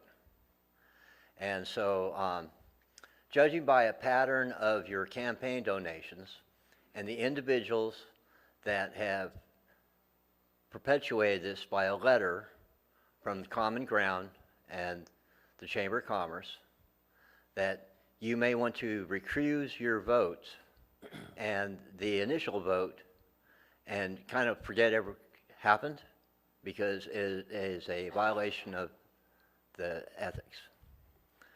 That's your opinion, Douglas, not the opinion of our attorney. That's right. Okay, well then, we'll go ahead and file the complaint and let the Knock Board of yourself Ethics. out. Like I was telling a man earlier, don't come at me with lawyers unless you want to come at them for real. I don't take that very well. Just don't take it very well. So there's nothing illegal about talking to somebody or somebody giving you a campaign contribution within the law. So, Yeah, I have, right here, I was taking a look at, to make sure that I wasn't incorrect. And if you look at, primarily Form B, the Miranda voting conflict, and it gives you a list of criteria. It's a fine line of decision. And so perhaps the most important thing out of this whole thing is that the people lost their right to vote, and that you've been inspired by outside forces or outside entities to take that right away from the citizens. And one way to perhaps persuade a change of heart and bring it up to the citizens for a vote is to retract your decision, and we'll just hold an election. If you choose to do a special election, I've looked into it, it costs about between $50,000 and $60,000. We really don't need to be throwing money away like that, but at such an important matter to the citizens, perhaps that's an idea. That pulls you out of the ringer as far as either party having feelings towards the leadership here. Is just pull back, we'll have an election, and we can resolve it as the citizens get to speak their voice. And like I said, perhaps because Common Ground and the individuals that are part of Common Ground contributed to your campaign donations, that could be considered a conflict of interest in your decision to accept their advice. Thank you. well, again, thank you for your opinion, Douglas. I don't happen to share it. Nor do I. Did Ms. Smith come back in, Ms. Elizabeth Bacon Smith? Okay.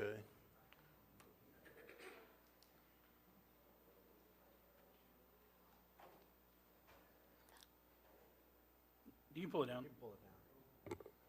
There's some wipes right there too, Elizabeth. That's Hi. how I learned about cooties. I'm Elizabeth Bacon Smith from Interlaken, and we're here obviously because of the issue of pain. And I'm hearing pain expressed by people whose ancestors were part of the revolution, or not, I'm sorry, the Confederate War. Pain about people who have fought overseas in conflicts that have to do with the United States. And I guess I don't guess, I know. The pain that I am representing is those who were slaves and who did not ever have the opportunity or privilege of developing families and of staying with their families because they were ripped apart from their families. And that kind of pain is a different kind of pain. The statue is for dead soldiers. Dead soldiers go to cemeteries. I don't know why it's such an issue for that particular one to go to a cemetery instead of being in the center of our town square, so to speak, and continuing pain.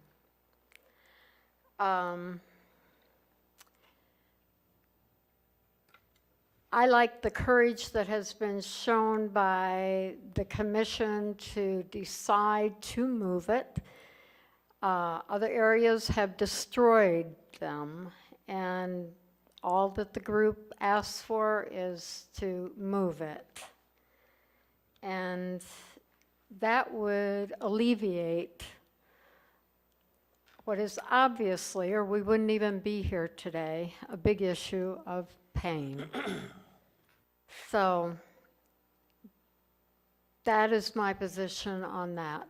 On the other aspect of the cost of removal, I was initially very confused by why it was decided that it would be up to the people who wanted it moved to pay for the moving, particularly if it was going to go from county property to county property.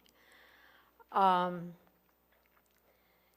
then when it came out that there was someone who was willing to stand up and pay for the removal of it, a private citizen, was it decided that that wasn't allowed. So it went from feeling obstructive to being sabotage. And if I missed something in that course of events, which going by the expressions I apparently did, I apologize for that. I've been busy with the political issues of the day. But it remains, please move it. That's all that's being asked, is please move it and alleviate a big chunk of pain.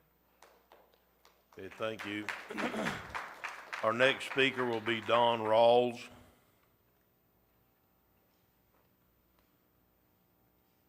What a coincidence, another Rawls in the room. No cross. Liam, go up there and sit with your daddy while your mama speaks. And no cross-examination allowed, Commissioner Law. No cross-examination, please. My name is You Dawn want to go home Rawls. tonight, remember that. Hey, buddy. The plan to move the statue, in my opinion, is a waste of time on behalf of the efforts of you, the elected officials, and a waste of tax dollars used to pay the county employees to sit idle at these meetings. Let's take a different look at the issue and relate this statue to each of our personal family histories. For our children, grandchildren, and great-grandchildren, let's not erase history, let's embrace it to improve them from repeating it, to prevent them from repeating it. We need to learn why this monument is here, who gave it to us, and why. Would you like it for your children to walk into your mother's house and throw away all of her photo albums because the photos were printed on paper in black and white and written in cursive because they couldn't read it? Now, ask yourself if you would allow your family history to be removed, or would you educate them about who your ancestors were and what they accomplished? My heart is beating out of my chest right now. It's just me.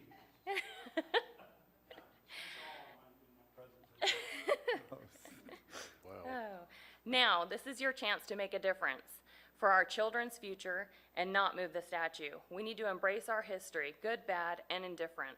Learn to love each other and not pick apart our differences. If you move the statue, what will be next? The soldiers on the bridge, the St. John's River Center, the murals downtown, Martin Luther King Boulevard, Billy Graham plaque, our American flag, and the Bible. All of these things make our history rich in America, and learning opportunities when our children ask questions about all of these items they see as we drive downtown.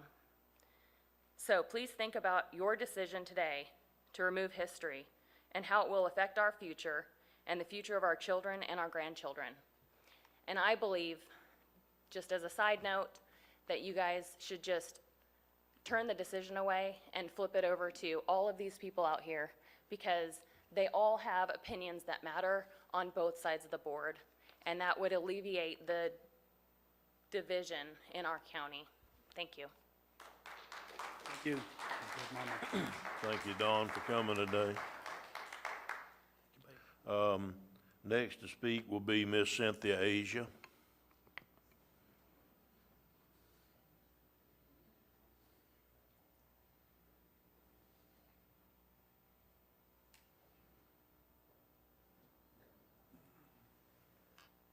Good afternoon. Good Can you hear afternoon. me? Oh, yeah. Oh. Well, I was a member of the committee, and I am still interested and will be until there is a decision made. But I did not want to miss today because I knew that we would hear from you all that did go to Melrose, etc. But my concern still is, as it has been, and even after talking with many citizens, veterans, etc., my comments really have not changed a lot. The relocation, as the committee was set up in the beginning, is still at hand. And as an educator, the definition of relocation is we got to move it, okay? And it was mentioned several times about compromising. As a black citizen, that is all I know, is compromising. And this has come from eternity almost, because we've always had to compromise. Now I think it's time for other people to take a look at how can you compromise, because we know what compromising is. Also with justice and equality. Every time that when I think of the courthouse, I think of justice and equality. And that means that everyone should have the same. But when you go up and you know the history of Confederacy, whether it's coming from whichever dictionary, and even in the Bible, is mentioned Confederacy. So when we look there, the first thing come to my mind is justice and equality for all. Not one or the other, but for all. And racism definitely is still very much alive. We know that. I was born and raised here in Putnam County, have never lived anywhere else in my life. And I just had one of those big birthdays on Saturday. So I guess I'm a real official old lady now. Happy birthday. But anyway, I'm fortunate enough to have actually been able to talk with some of my relatives, believe it or not, that was born in the 1800s. Most people can't believe that. But I had an aunt that I buried in 1995. She was born in 1897. And she told me a lot of the history of Putnam County, because she really didn't live anywhere else. Her father was the mayor of San Mateo when it was incorporated. And so you know that's many, many years ago. So, when I hear a lot of the comments, and I was sitting there, and my mind runs 100 miles an hour, I was very much wanting to respond, but I didn't. And I'll wrap it up. Slavery is still alive. It was, and it still is. Because I've done a lot of research, and I have been a consultant all around the United States. And some things I'm totally appalled at, but that's where we are. And as I've said before, I'm looking at the unity. I'm looking at healing. And this is the 21st century. As I said before, I marched with Martin Luther King back in the day, and all he talked about was not being that person or that group that we talk about being rioters and so forth. He was all for peace and unity. And I know I've heard a lot of negative things about him as I've sat through all of these meetings. But my sister and my nephew, they are veterans. She was a classroom teacher pulled out and sent to Iraq. She was on the front line right along with the Marines and the medic part of the Army.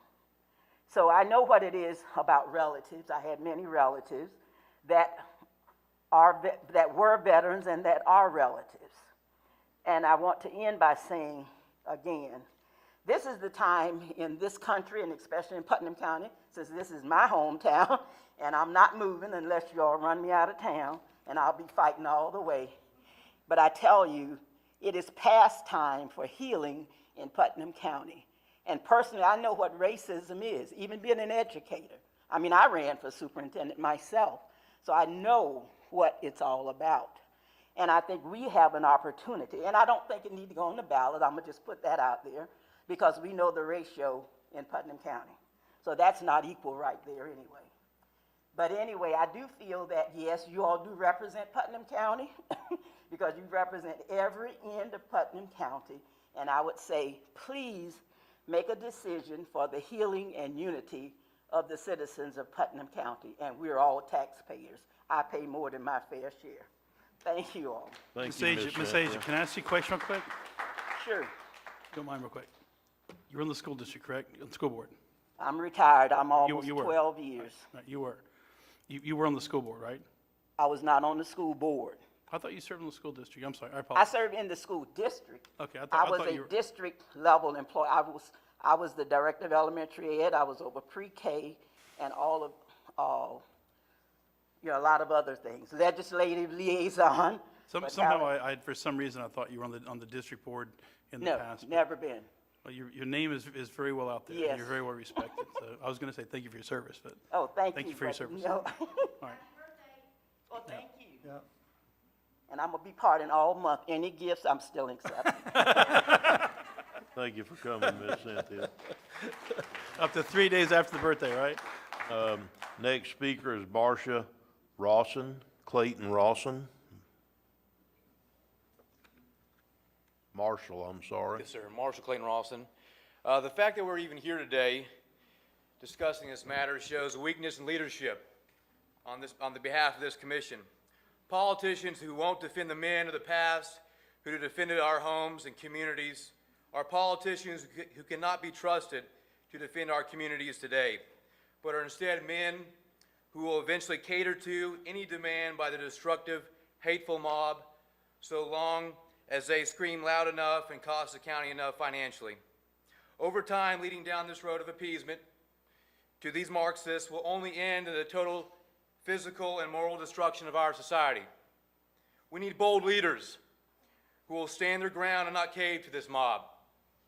Regarding the chamber and their nefarious influence behind this initial decision, these soulless individuals who push policy in the chamber and who have further agitated this fiasco seemingly would be happy if every vestige of our honorable heritage, culture, conservative community values, and Christian faith was obliterated in the public sphere as long as the speculated ringing of shekels was loud enough.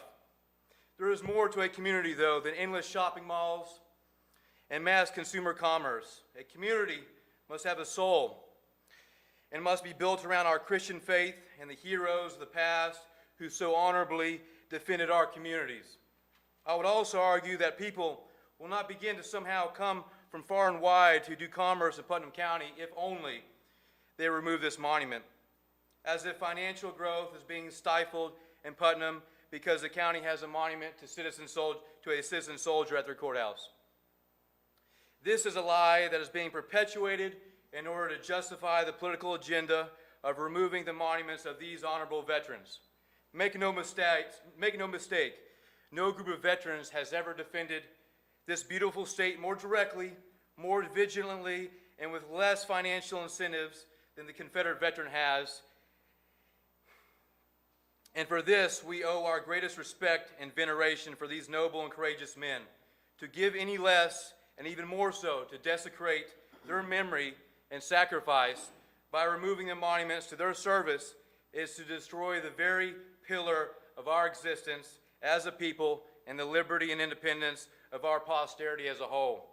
I urge you today to reverse course and do the honorable thing of defending these brave and honorable veterans.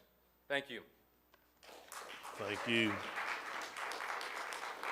Our next speaker is Jackson Stubbe, I think it is.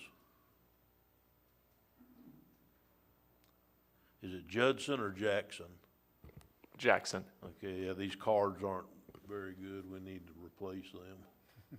I'd like to thank everyone for their patience today. I'll make this very brief. Okay. The removal of our nation's monuments is tantamount to cultural murder. These are edifices to our country's very soul. Despite the common misconceptions, this nation is a proud one. It is a people and an American family. And everywhere in our country right now, symbols of that American family are under attack by those traitors and invaders who hate our history, hate our country, and hate the accomplishments of our honored ancestors. There is only one decision for any true American: stand up against the bestial braying of the communist mob and let our history stand where it is. Thank you.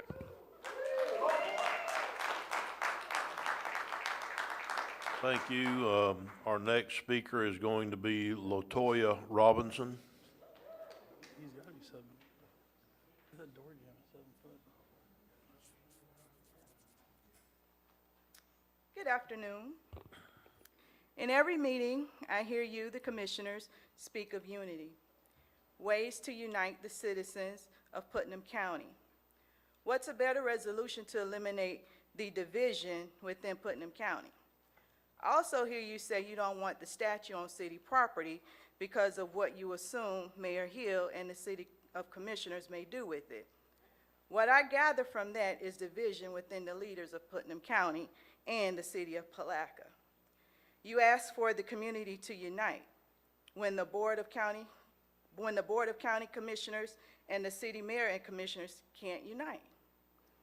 It starts from the top. Show the community that the two commissions can work together for the better good and can conclude on a decision that you say created the division.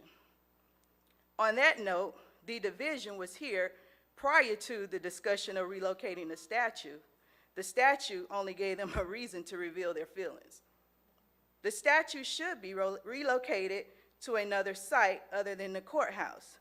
No other statue should be placed next to the existing statue just to appease us. That decision does not resolve the offensive nature of the statue. It only shows that you favor those who oppose the relocation. Out of respect of my friends and associates, I agree with the compromise to relocate the statue versus a total removal.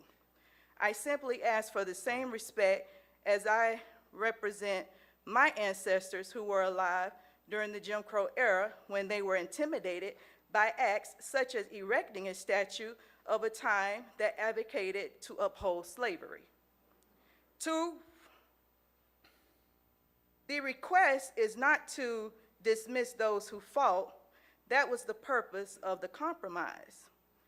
One of the inscriptions on the statue states, "The principles for which they fought will live eternally." Those principles no longer exist. The statue should no longer rest near a building that represents justice for all. Thank you.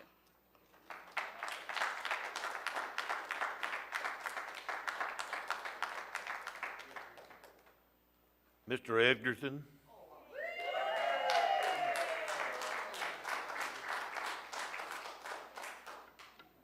Mr. Chairman, honorable members of the commission, before you start my time, Mr. Chairman, can I deliver a message to Mr. Ross from all my babies across the South No, Band of sir, you America? need to give it over there to Okay, the I'll do secretary. that. I'll do that, sir. My name is H.K. Edgerton. I am the co-founder of the Black Student Center at the University of Minnesota. I was a student regent. I chaired the Sabathani Community Center Board of Directors, United Way Social Service Agency. Served on the United States Army Race Relations Council in Fort Monmouth, New Jersey, where I taught basic and advanced electronics. Represented minority and women businesses doing business with the contracts with the North Carolina Department of Transportation. I'm the past president and first vice president of the Asheville, North Carolina NAACP. I hold more honorary and associate memberships in the SCV than any man alive. I am the son of Mrs. Annabelle Edgerton, the only black woman to ever receive a Confederate state funeral, and I'm also president of Southern Heritage 411. It is with great honor that I come here today to the home of the citizens of Palatka. In the rush and hurry of life, there is not always opportunity to, and perhaps there is not always inclination to recognize properly the worth of a man, but it is when the trials are past and the books are closed that the proper and everlasting estimates of a man is made. There may be erected to his memory monuments that will keep his name fresh in the minds of his fellow man for the deeds for which he is loved, that made him great in the estimate of mankind. There is no reward equal to the respect of one's fellow man. It is a reward that must be earned, and few are there who gained it in the degree and the measure so universally and with so many people as did the Confederate soldier. Man may inherit riches, they may buy gaudy things, and temporary honors may at times be theirs, but the undying affection and respect of men comes neither by inheritance, by purchase, nor by chance. It is truly a reward of merit. The life of such a man is an encouragement to everyone who knows of it. and know of it by a Confederate soldier, by God we do. They are with us no more, but the memory of their noble and upright life, of what they did and sought to do for the good of the South, will be cherished to the end of time. The greatest weapon the South had was the irrepressible spirit of the Southern soldier. They often complained of the short rations, the long marches, miserable camp life, and long periods of idleness between battles. But when the long roll sounded, they grabbed their muskets and bullet pouches, and with a rebel yell that struck terror into the heart and minds of countless Yankee soldiers, charged the enemy with no regard for their own welfare. Time after time, their friends, relatives, messmates, and officers were struck down in staggering numbers. But the next time the order to charge was given, they exercised the same enthusiasm, bravery, and determination. Anyone with a high regard for truth and the study of history has to be thoroughly discouraged when truth is shouted down by ignorance. The discouragement is especially painful when much of the ignorance is driven by malicious and self-serving distortions of history. Historical distortion, political lies, and bullying are the daily bread of the cultural and Marxism. And it is deeply grieving to see them advance to the point of destroying a people, all that is true and honorable in their government and traditions. An exaggerated and maliciously distorted narrative of the role and nature of the slavery issue as a cause of the war for Southern independence has been the stock propaganda weapon of those who, for political or economic gain, still strive to obscure and misrepresent the economic, constitutional, and political tyrannies that provoked the South to Southern secessions. These issues still alive are vital to the survival of decentralized constitutional government and both Southern and American heritage. The enemies of truth and just constitutional government are straining every nerve to silence any dissent from their false narrative by means of cultural Marxism, ranging from political correctness to direct and indirect economic suppression and character assassination. They have especially used the slavery issue as a pious excuse for tyranny and justification for total war against Confederate forces and Southern civilians. To the Southern soldier and their families, the Confederate battle flag symbolized their Christian heritage and resistance to tyranny.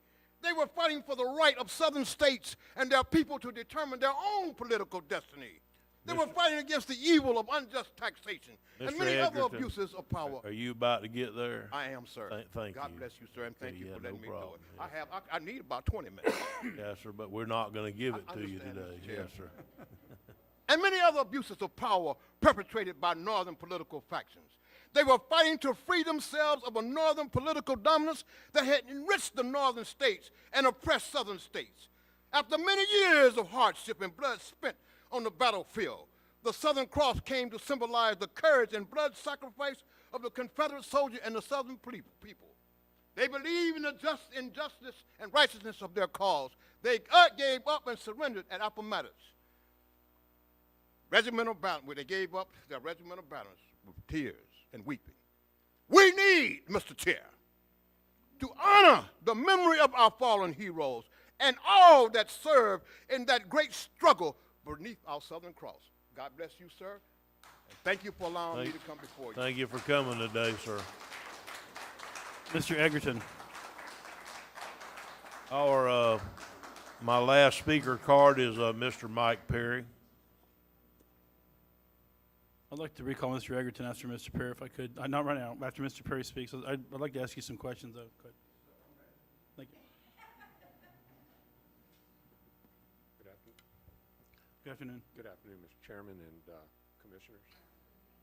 Well, Jacob, I need to turn it back up a little bit.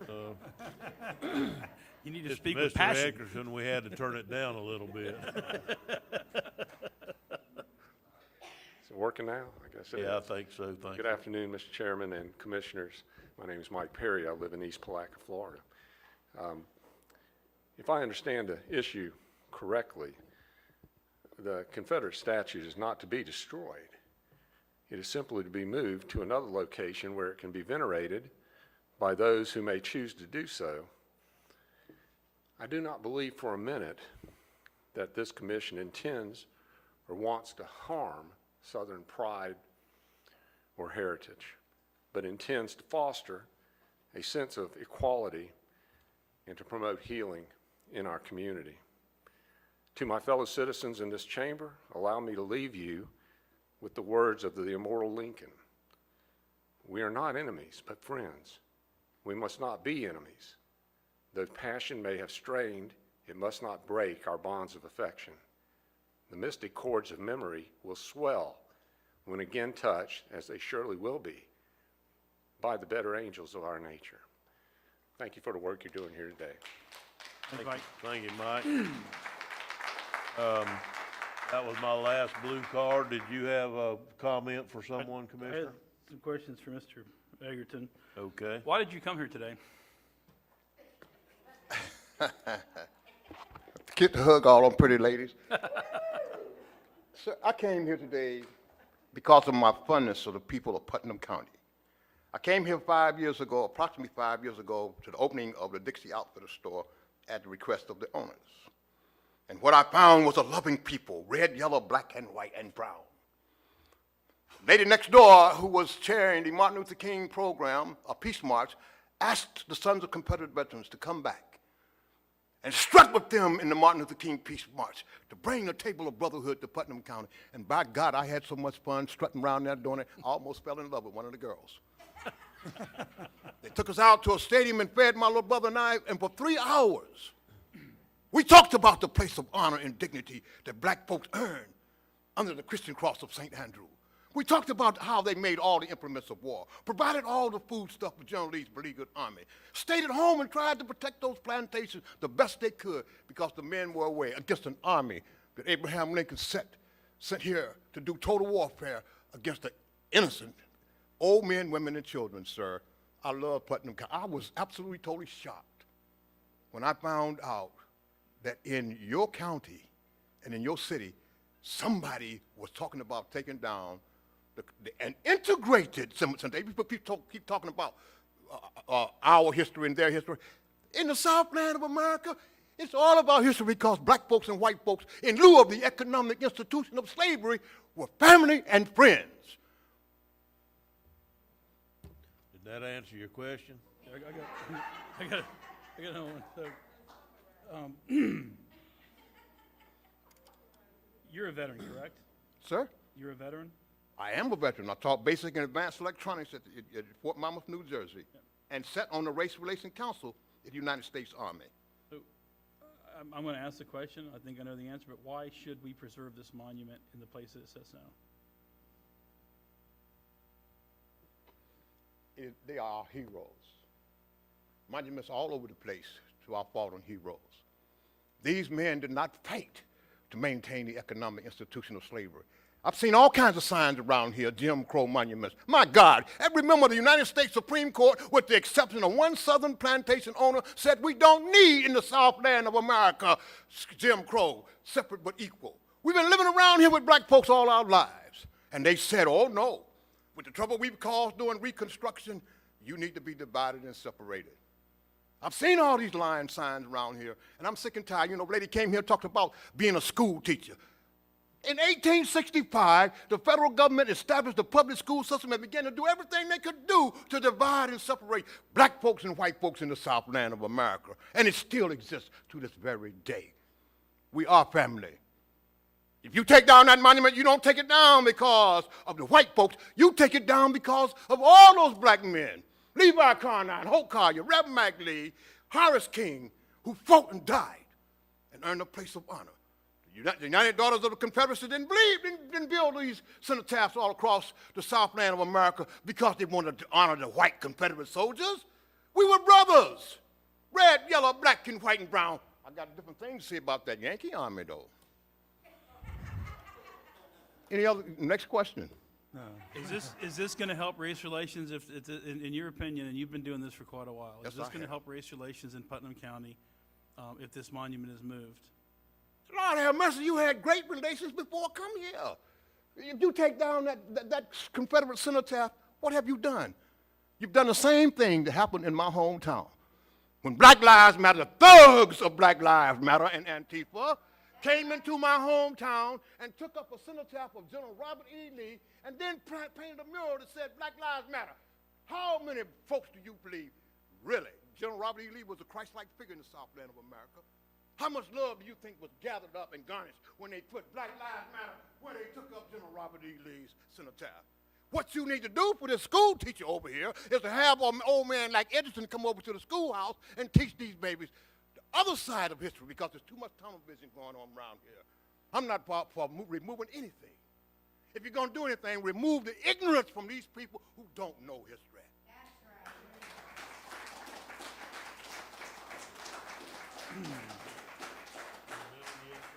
You got another? Anybody else got a question to me? Please ask it. So, I think you probably already covered this, but what would you say to folks that say they're offended by these monuments?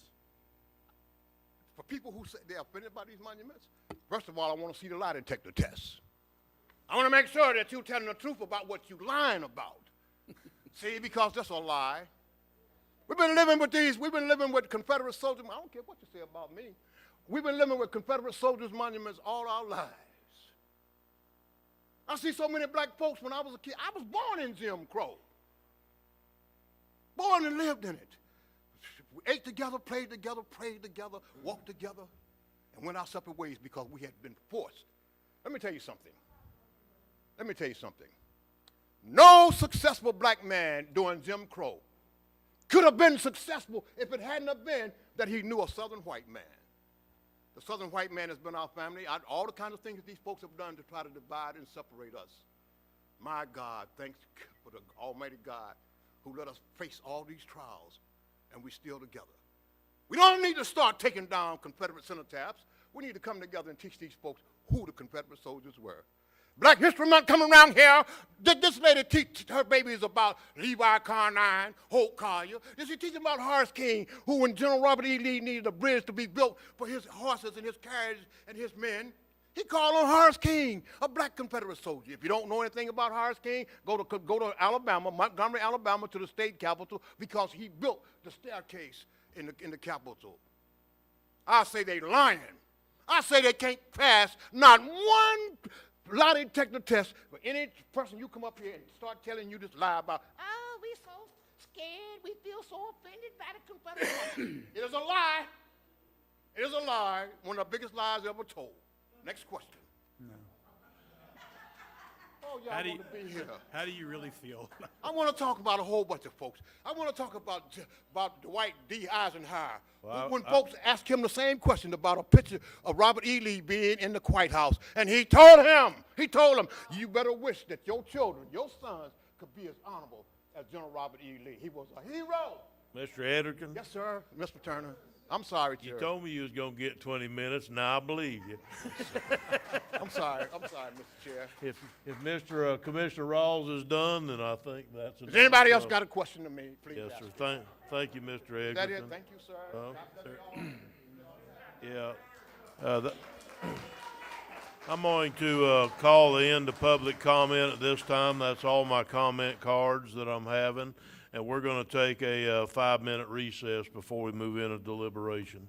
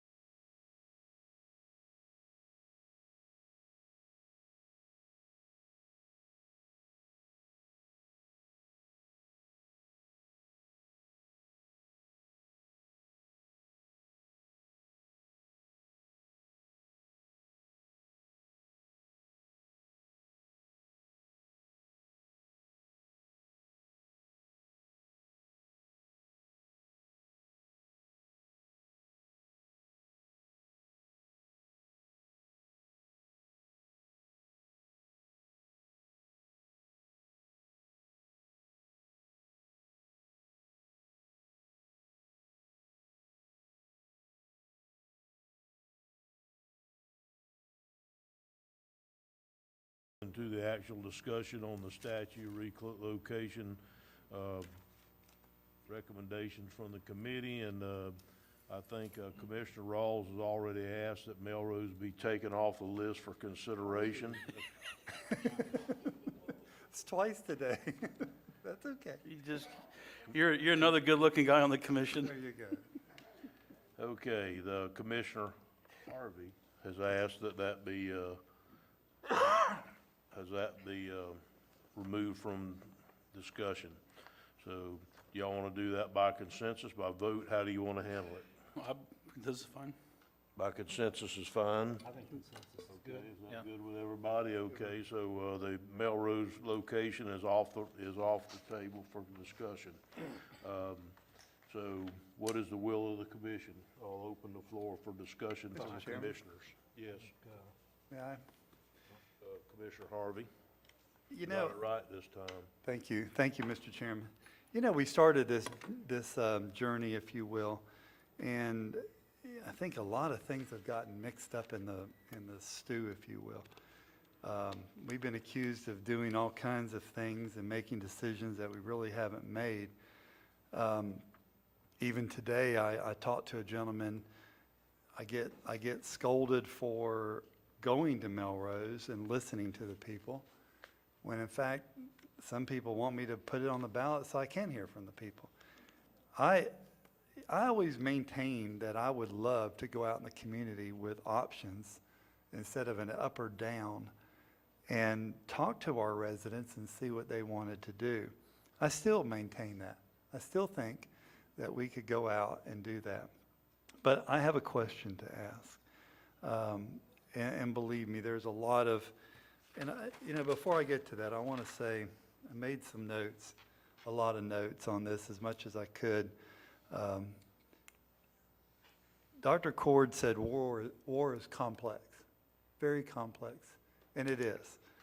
And I grew up in the time of Vietnam, and I remember my mother, she died as a young woman, but she was in college protesting that war. I didn't know what she was protesting. I had no idea. I was a young boy. You know, I don't think anybody in their right mind wants to ever go to war. We just have to do certain things sometimes to protect our freedom. So, and another, Allegra Kitchens, you mentioned that time of war, it's kind of a snapshot of our country at that moment, you know. Also, it was freedom of speech and just on, different things, you know. But I guess my question to the board, and this is kind of how I feel, when we first talked about it that day, Commissioner Goddard, if I'm putting words in your mouth, just correct me, because a lot's transpired since then. But when you mentioned the courthouse grounds as an option, I don't think you meant that exactly where it stands at today. No. I think you had mentioned about off to the side or maybe somewhere different. And the courthouse grounds is, what I look at the county property down there is quite vast, if you will. So do I like the idea of another monument to Private First Class Jenkins? Sure I do. I think that's just fitting. I think telling the story of our past, never to repeat it again, is fitting. Now, most of you know that I'm the executive director of Save Rodman Reservoir, the big ditch across Florida. No one would, in their right mind, would go dig a ditch again across Florida. It was discussed back in the 1800s, and it kept getting discussed. And thank God it stopped. But the land has healed itself out there. Now, some of you might argue that it hasn't, but it has. And wildlife abounds out there. So my question here is, are we tied to two places? Are we tied to the monument not ever being moved? Or are we tied to the courthouse property, possibly? And it seems like the other option is the Veterans Park. Now, I mentioned from day one, when we talked about this, that we had to have a plan, had to be approved by the BOCC, drawings, all that had to happen. It's not just for, I just don't want to see one thing about, okay, we're going to move the statue, where are we going? I want to see really what we're going to look like. What story are we going to tell? How are we going to tell it properly? I heard from the Honorable Honorable Clerk Tim Smith today, who had some really pretty good comments to mention at this morning's meeting. So, and you know what? Don't accuse me anymore of kicking the can down the road. I'm trying to make the best decision for Putnam County that I can. And just because it takes me a little bit more time, I'm not kicking the can down the road, because I'm doing exactly what you're accusing me of not doing, is listening to the people. Because I want to hear from you.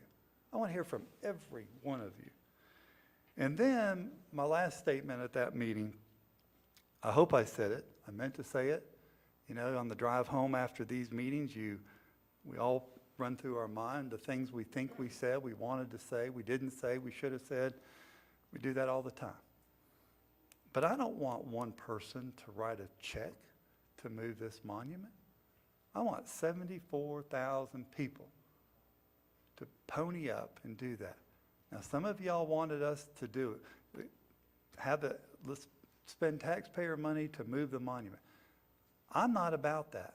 We have a lot more important things to spend money on than spending it on moving the monument.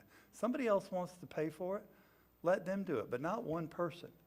I want to see a representation of this county, because I don't want to see 10 people from Palatka and nobody from Melrose or Georgetown or whatever. We're a big community. And this thing has really caused such a division in our county that it just bothers me. It bothers me to the point that we can't have a conversation without finger pointing and you know, you're stepping over the boundaries. Mr. Hayes, I don't appreciate you standing up here. Sorry, Mr. Chairman, I shouldn't have done that. Don't appreciate that. And I don't appreciate some of the contents about we're hiding stuff from the people and we're not getting money out to the people. That's not correct. You've gotten money. You've gotten over $10,000 from the CARES Act. I don't ask, I'm talking. So I'm just going to say this to you. We have got to quit coming up here and accusing us, and let's find a way to work together. Now, again, if I'm not bound to 2 locations, then I want to have a conversation, because maybe there's a gentleman downtown Palatka that had another idea to move that monument, but still keep it on courthouse property. So I know I've rambled. I apologize. I know I've kind of stuck the finger in some people's face, and I didn't mean to do it that way. But guys, you've got to look at our position too. We are trying to do the right thing. No one kicked this can down the road. Ms. Asia, I appreciate you standing up here and talking to us. I highly respect you. You and I served at communities and schools together for many years, trying to make our community throughout Putnam County a better place. And we did pretty good. And if you don't know, we brought the first apprentice, Donald Trump, and sorry if you don't like him, ever hired to Putnam County, Bill Rancic, to raise money at the Ravine Gardens for at-risk students so they could go to school. Okay? And the college matched that dollar for dollar. We've done a lot of good stuff in this community, and we're going to continue to do good stuff. I don't care if you're white, black, brown. I don't care, and I never cared. Do you understand? I don't care. You're my neighbors and my friends, and I want to start acting in that capacity. And I apologize for pointing out 2 people, and I do apologize, Mr. Chairman. Those are my remarks. Thank you. Okay, Commissioner, no, just a minute, Sheila. What is it, Sheila? Mr. Harvey, you said that you wanted to hear from all people. You were one of the ones that voted against putting it on the ballot. You would have heard from. All right, Sheila, please, I appreciate I tell you every time I see you, I appreciate your enthusiasm, I really do, but we need to get to discussing this amongst the commissioners. So, Commissioner Goddard, did you have comments, sir? I do. A little hard to follow, but I do. One thing that we're looking at, this is 2020, and we're looking at a way of life that was going on in 1861. Just a little while ago, we took a break. You realize that if we were in 1861, our break would have meant going out to the bushes, Okay? Just bear that in mind. That was a different world, a common world. That was just as common as can be. This world is a different world today. Nobody likes war. Let's get that clear. War, bad. We don't like war. We don't want war. We don't want confrontation. We want to have peace, and we do have that in this community. I've grown up in this community. I know we have peace in this community. I've seen when things have happened in this community, and we all of us have pulled together. Now, one thing we got to remember is this is not your history, and it's not their history. This is our history. Every one of us are linked. We don't have to like it, but we are all linked to slavery. We were all linked to this war. We don't have to like it, but it's a fact of life. We are all linked together. Now, I want to go back to where we got a misnomer here. In the beginning of this thing, we're all talking about money. Our discussion in the very beginning of this is we are not paying for that. The county is not paying for that. We assumed, maybe a bad word, that there was going to be a group that wanted this thing removed, and they were going to get together monies and, to pay for this thing. As we started figuring out what the costs are, I think those people kind of fell off the side. But the fact is, it's not going to be cheap to move. It's not. And we are not funding that. This is going to be monies that come from private entities who want that moved. The big thing that I see, I look at my emails and out here talking to people, and I can just about go, if I were to bring my emails in here, I've got one, keep that monument. Here, remove the monument. Here, my road's bad. My ditch is bad. Keep the monument. Remove the monument. Hey, my neighbor needs help. They can't pay the light bill. Keep the monument, remove it. I could go on and on and on and on and on. For every keep, there's a remove. The fact is, we're still a community. What are we going to do? And everybody says, put it on the ballot. You know and I know that's not the answer. That's not it. The decision's going to have to be made up here with everybody's opinion of what we can do. And it's not an easy decision. If we remove the monument, this group's not happy. If we keep the monument, this group's not happy. But to be honest with you, most of the people could care less. To be honest with you, I've talked to a lot of them. They don't care. But we've still got to go back and we got to look. Mr. Harvey brought up about the Rodman. I would have been the first one, if I'd have been of age, to fight against that being built out there. However, that place is gorgeous, and it doesn't need to be disturbed. I'm not happy of how it got there, but I'm happy that it is there. It is a nice place to go to. My wife fell out of our Jeep the other day when she saw a turtle laying eggs over there. I mean, she loves this. This is very special to a lot of people. A lot of people, if it wasn't there, they'd have a hard time eating, to be honest with you. What we have got to look at is what are we going to do from this point? Now, I have made the suggestion before, we need to put a time limit on this thing.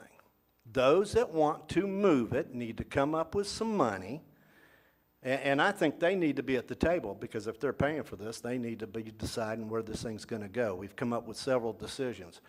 If we leave it where it is, I'm all for raising the money and building a monument beside it with a plaque or whatever, that does stay. Back to what I was saying, war's bad. This war it was a bad war, okay, but it did happen. And we're the remnants of what that war was. What we need to do is just say, this happened, let's not do this again. And if we want to, I'm actually very partial to Jenkins. Basically, he was a Marine, in case anybody wanted to know. But I am very partial to him. He died protecting his fellow man. He was from Putnam County, so I'm all for that one. But the point is, as what was said, tearing down is not the answer. Tearing down is not the answer.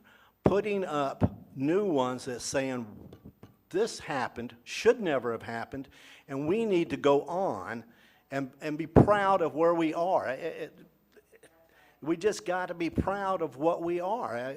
We didn't create how we got here, but we are here. And let's move on from there. Again, I want to go back to this on this money. This has got to be the biggest problem that I see is how are we going to pay for this? We, as the county, are not paying for it. So what we need to do is get the group that is going to pay for this to sit down and be part of this discussion. I don't think this discussion actually is going to be ended today. Whether we even said we're going to keep it or we're going to move it, I don't think it's going to stop. They need to figure out how much they want to spend, what they want to do. Do they want to leave it sitting there, build another one beside it, move it 4 feet over, build another one beside it, move it over to Veterans Island? It doesn't really matter. What we need to do, I believe, still do, is who is going to pay for this? And we need to put a time limit on this thing. You've got 3 months to come up with the money, or just let this thing go. Let's just leave it alone. If you can't, if you're not as interested in putting this money up and doing something, then stop saying anything. Either do it or don't. It's the way I look at it. And that's, I'm not even taking a discussion. The fact of the matter is, if you're going to do this, do it. If you're not going to do it, leave it alone and just leave it sitting where it is. And I believe, and I don't think we should make a motion on it yet, but they need to have a time limit. In 3 months, tell me that you're going to pay for this thing to be moved, and if you're not going to pay for it to be moved, then leave it alone. Okay. If I'm understanding correct, our original motion was, number one, the county wasn't gonna pay for it, and the county was gonna say where it was gonna be moved to. So, in other words, we're not gonna sell that statue to somebody to move it wherever they wanna move it. It was, the county was gonna say where it went, if it went, and that the money had to be raised. So, I understand that the time period, and I think that the commission would listen to someone if they were to come forward at that time and say, okay, we've got 150 of the $200,000 that we're gonna need before we start engineering and removal, because I think it's very easily to say that it's gonna cost that amount of money. Give me just a minute, I'll let you speak. But it needs to be short and sweet. Then you'll have to come up here to the microphone, sir. And you're gonna have to give me your name and address because you didn't turn in a speaker card. Yeah, Pete Ackerman, 278 Union Camp Road, Creston City. Yeah, so just what Buddy said, Commissioner Goddard said, how is someone supposed to come up with money if you guys haven't said where the statue's moving to? You know, we're gonna try to determine that today, Pete, see if we can get there or not. I don't know if we can, but we're gonna try to get there today. Okay. My desire is to try to come up with a final solution today that we're gonna work towards. Because I've had this thing drag on long enough to where I'm fed up with it. I hear you. So we got other things that go on in this county besides just a monument. Yeah, I So I know agree. it's important, it's all important, but we got other things to do also. So we're gonna try to get there today if I can. I appreciate that. Also, there's been a exaggeration, I think, from my conversations with people that move these statues of an inordinate amount of money. It's, I've heard $250,000 and stuff. I mean, once you guys, if you can come up with where it's gonna go, then we can put it out to bid. You guys can figure out. Well, the deal was here that from day one was that the money had to be raised from private parties. So if I had my recommendations here, we voted to move it. But Commissioner Garter is actually absolutely correct in my opinion. Come up with an amount of money. I think it should be 200. And the reason you come up with 250, I have no problem with that, but the one they moved in Pensacola was 138, but it didn't include engineering or foundations. So I think that it's fair here to come up with a couple of $100,000. If the money's raised during the time limit or they're getting real close, they can come back and ask the commission for an extension or whatever. But if in 3 months there's $12,000 in the bank, that's ridiculous. That won't hire the engineering firm that it'll take to design the new foundation. So this is the government. And so, you know, I think at some point, this has got to be over with, and it can't drag out. So the time limit portion, I like wonderfully. You know, I like Veterans Park personally, but I'm one of 5 commissioners. When I first brought this up way back when, that was my idea, was to take it to Veterans Park, and then they wanted a committee. You know, so it came back, it was basically Veterans Park. I'll tell you right now, I don't believe the county officials want it to be in Veterans Park, because the head of our head of Parks and Recreation would like to strangle me at the moment, because he doesn't want it over at Veterans Park. And it's not that he cares where it goes, he just doesn't want it in his park, that he's got to deal with this issue from now for in the future. So with that being said, you know, I like the idea that, I appreciate Commissioner Goddard bringing it up, that ever since day one, no, sir, we're not having an open discussion anymore. I let Pete come up. I have a But we're- question about the expense. Yes, sir? He was talking about moving. The moving in Pensacola destroyed the monument in Pensacola, number one. Number two, the moving is in addition to the ongoing lawsuit that the city is having to go through. Okay, David, I appreciate you coming. No, sir, we're not gonna debate this. Public, David, public comment has ended. Okay, thank you. Chairman, I have one question for you. Oh. It's important. The other ones weren't? Am I correct in understanding that if y'all decide to add another monument, that the county would pay for that? No. No. I'll help pay for it. So I'll pay for it. Okay, hey, guys, this meeting's gonna be in control, and I'm not kidding. I'm not kidding. So thank you for that, Sheila.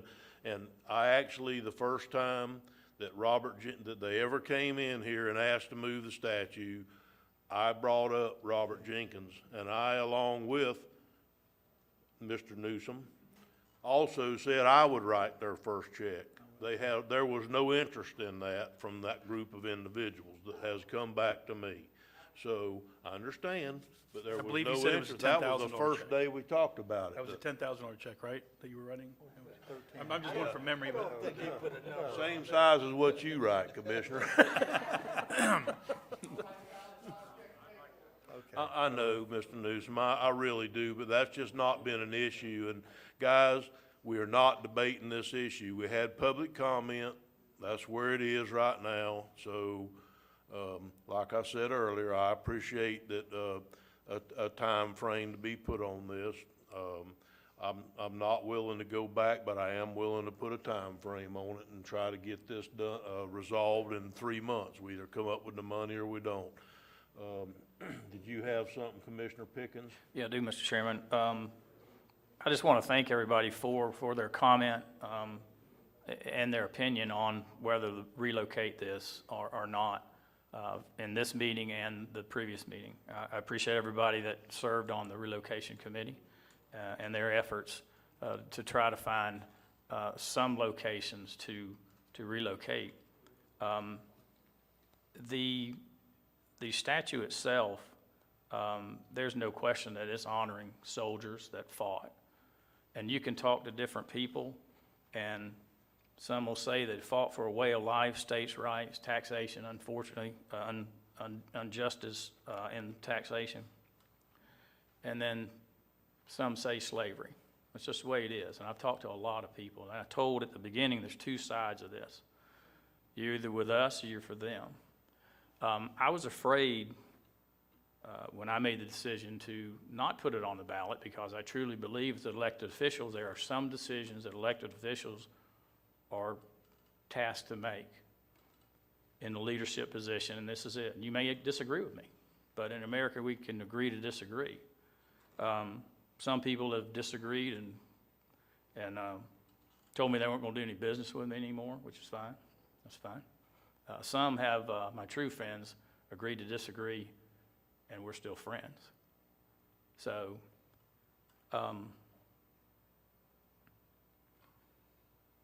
we decided to relocate 4-1. I was against putting it on the ballot. If we put it on the ballot, 99% sure that it would be voted to leave it there. So that satisfies some citizens and it doesn't others.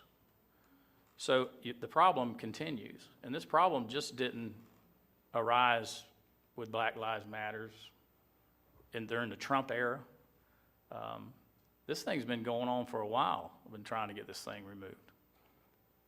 I'm from South Putnam, so I'm a little isolated from this. It's not as big a deal in South Putnam as it is in the Palatka, the general Palatka area. And that's my opinion. You may disagree with that. But I was afraid that when I made the decision and the other commissioners voted to make the decision to not destroy, not to remove and hide, to relocate it to possibly Veterans Park, where it could be seen and honored by anybody that chose to come and look at it and learn the history and what it stands for. We're just moving it from one place to the other, okay? I was afraid it was going to divide this county, and I think it has. It really has, and which I hate that, because I've lived all of my almost 61 years in Putnam County. Don't plan on going anywhere. I'll just say the easy thing for this commissioner to have done would have been to put it on the ballot. And I said, we're going to let the majority decide this. But when I was elected by the majority. There's no question about that. Because I was also elected to not to forget the minority, because they have feelings too. And you may be on the minority side one day on something. You may not like that. I just want to say that I did not take up for Commissioner Turner at the last meeting, because somebody said, this is on you. It's not on him. It's on the ones that voted to relocate. And I was one of them. So I'm going to apologize to him in front of everybody and on this film, on this TV. I am truly honored to be a county commissioner for Putnam County. But I have kind of been embarrassed by some of the comments, emails that I have received and others have received. This is America. You know what? The greatest country in the world, and I truly believe that Putnam County is the best county in Florida. I had a chance to move to St. Augustine 15, 20 years ago. Better job opportunities over there. Didn't do it. Glad I didn't, because if I did, I wouldn't be sitting here. We made a decision, so I think we need to decide whether we're going to follow through with that decision to take the recommendation for a relocation. Now, I'm going to go ahead and throw this out. When we say relocate, did we clarify moving it from the courthouse or relocating from where it was in the courthouse? I mean, it's slap dab right in the middle of the sidewalk. I mentioned this to a black leader 3 or 4 months ago. I said, what about just moving it to another part of the courthouse lawn? Didn't get much comment there. You know? I don't know if that's a compromise or not. I know I'm rambling a little bit, but I know the decision I made was to relocate it. So that's where I am right now, and I'd like to hear some other commissioners. Commissioner Rawls was for putting it on the ballot from the whole time, and I respect that. Disagree with it, but I respect it. So I'm not sure where we are, commissioners. I would like to come out of here with a decision. And I am wondering where the supporters, board supporters of relocation, where are they? Where are we? you know? So I'm a little disappointed. As a commissioner, we stood up and we made a decision. We've taken our lumps. I wonder who I'm talking to if we're going to continue to talk about relocating this thing, about who's raising the money, who's the head of it, those type things. So that's all I got right now. I'm sure I'll have some other comments. Mr. Rawls. I understand, Mr. Newsom. We're gonna try to not, if you'll let us do our talking, or please, Commissioner Rawls. Commissioner Harvey said that, 74,000 people should pay for this monument so he can get a feel for the community having involvement in wanting this thing moved or not. I think 74,000 people should vote on whether or not the monument gets moved at all. If you look historically at the monuments that have been moved, and you look at the damage it's done while they're being moved, there's really no way to mitigate against that. You can go and you can fix a crack, you can, try to putty it up here and there, but you can't restore what's been broken. And I was shown a picture of one cenotaph that was damaged, and the underpinnings of it was actually brick and mortar, old red brick and mortar. So if you pick it up and you rack it, and there's any damage to it whatsoever, you're not going to unring that bell. You could rebuild it back, but it'll be a modern rebuild. It won't be like it was in 1924 or 26.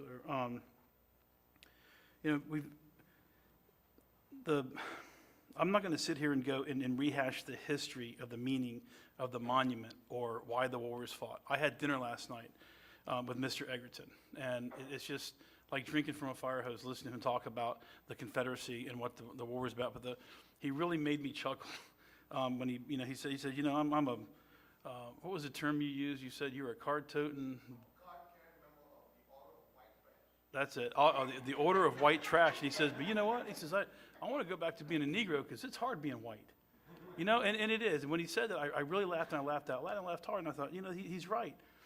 I've never owned a slave. I've never participated in slavery. I'll tell you that I'm a slave to the government that I serve because I pay taxes. We're all slaves in our own way. I'm not trying to take away from someone's pain, but I don't think there's anyone in this room that's ever worn shackles, been whipped and told to do something they didn't want to do against their will. If I'm wrong, stand up and let me know. But I've lived in other countries where that happens, and it happens today. I sought the wisdom of our council. I asked Mr. Commander this morning if I could talk about this. I contacted him before I made the motion all 4 times to put this on the ballot. And I said, what do you think we should do? And his answer was, I don't think the commission should be involved in this. He said, this is how I advise my commissions. This is not our dog to fight. We need to leave this thing alone. Let the public come to us and tell us what they want to do. Let them speak. Let them speak as a majority. You are dealing with you got a fuse, you're fixing a light. I'm talking the entire commission. We light this fuse, you move that monument. You've not satisfied anything. All you've done is woken up a sleeping giant. You're going to have more division, more anger, more hatred, more reasons to be angry at the process. And I'm saying let's not give into this. Whether another monument gets erected or not, it doesn't matter to me. If that thing stays or gets moved, doesn't matter. But it's not what we were elected for. We were elected to represent the citizens of Putnam County, whatever that number is, 73,000, 74,000, 75,000. Our job is to represent them equally, without bias. Not to become kingmakers. This is not our issue. This is a citizen's issue. This has nothing to do with legislation. We're not going to enact an ordinance to keep or move a monument. I think we should enact an ordinance to keep all of our monuments in place, to be honest with you. I think that's the one thing that we should be doing, like other counties have done. Other counties have passed ordinances that prevent the monuments from being moved. And I think that's one thing we should consider. But I think we should leave this one alone. Otherwise, 2022, let the citizens vote on it. Well, I've said it. I've said it before, and I'll say it again. I think that I think this is a decision for the commission, and if we don't make this decision. Where do you want to draw the line? Do we have to like ask put every road in the county that needs to be paved on the ballot? Do we put every tax decrease or increase on the ballot? Where do you draw the line if we have not allowed to make this decision? This is a social issue. This is, and, you know, one thing that went through my mind was, what if we moved the sidewalk? The sidewalk that you have to walk up to get to the courthouse, what if it was moved? I've taken a look at it. Most of the people park in the parking lot. They don't park on St. John's Avenue. So what if we put no parking on St. John's Avenue in front of the monument, move the sidewalk? That compels people to not walk near it. Let them walk around it or actually walk by it and never even have to look at it. Thank you, Jeff. You know, at the end of the day, the decision to move it, in my estimation, was a rushed decision that wasn't going to make anyone happy. No matter what we do, we're not going to make anyone happy. This is not about making anyone happy. But the last thing I want to do is make a mistake that's going to impact an overwhelming majority, and that's the words that Commissioner Harvey used when he said, an overwhelming majority of the people have reached out to me, want this thing voted on. That's the emails that I'm getting. I'm not getting 1 for, 1 against, 1 for, 1 against. I'm getting them at least 4 to 1 to leave it where it sets or let the public vote on it. So that's where I stand. Thank you. Mr. Goddard. Well, I'm going to say it again. We do need to close this thing up. And I believe that we need to give it a 3-month time limit. And I think I'm going to make a motion that we give it a 3-month time limit. And we have 3 options. We really do. 1, leave it exactly where it is. 2, move it to Veterans Park. And again, we need to have in 3 months, those that are going to fund this be there. They need to be there, and they need to come up with how much do they have and what their opinion might be on this one. The third one, which is one that I've discussed several times, leave it where it is, move the sidewalk, build another monument over there, change the plaque in the center between the 2 of them that says war bad. I don't care what you put there, but you need to put something there that says, you know, this did happen. We don't like it, but it did happen. But I'm going to make a motion that we move this 3 months out, okay, that the committee or the group that's going to come up with this money comes back in here and they have an idea of where this thing's going to go. Okay, so I'm going to make a motion we have a that motion. we Do we have a second? move this out 3 months. Do we have a second? Motion dies for lack of a second. Mr. Chairman, I'm not exactly sure what the motion was. Yeah, I'm not sure I'm not, I'm gonna get back into that. I'm gonna let Commissioner Harvey had his yeah, I'm light not lips. sure I understand the motion. And then I'm gonna try to get some clarification. Yeah. Thank you, Mr. Chairman. Commissioner Goddard, I totally agree with, you know, I looked at that, and I've been, for those of you who can't see, I've been drawing maps ever since these meetings started. You can go back and look at my other drawings. I'm intrigued by the fact of moving. I don't think we could cut off the spaces on St. John's, but we could truly, move the sidewalks. We could truly fence, and we could truly do what the Honorable Tim Smith mentioned this morning about the education piece. Yeah, war's good, bad, but he had even a little bit more stronger wording.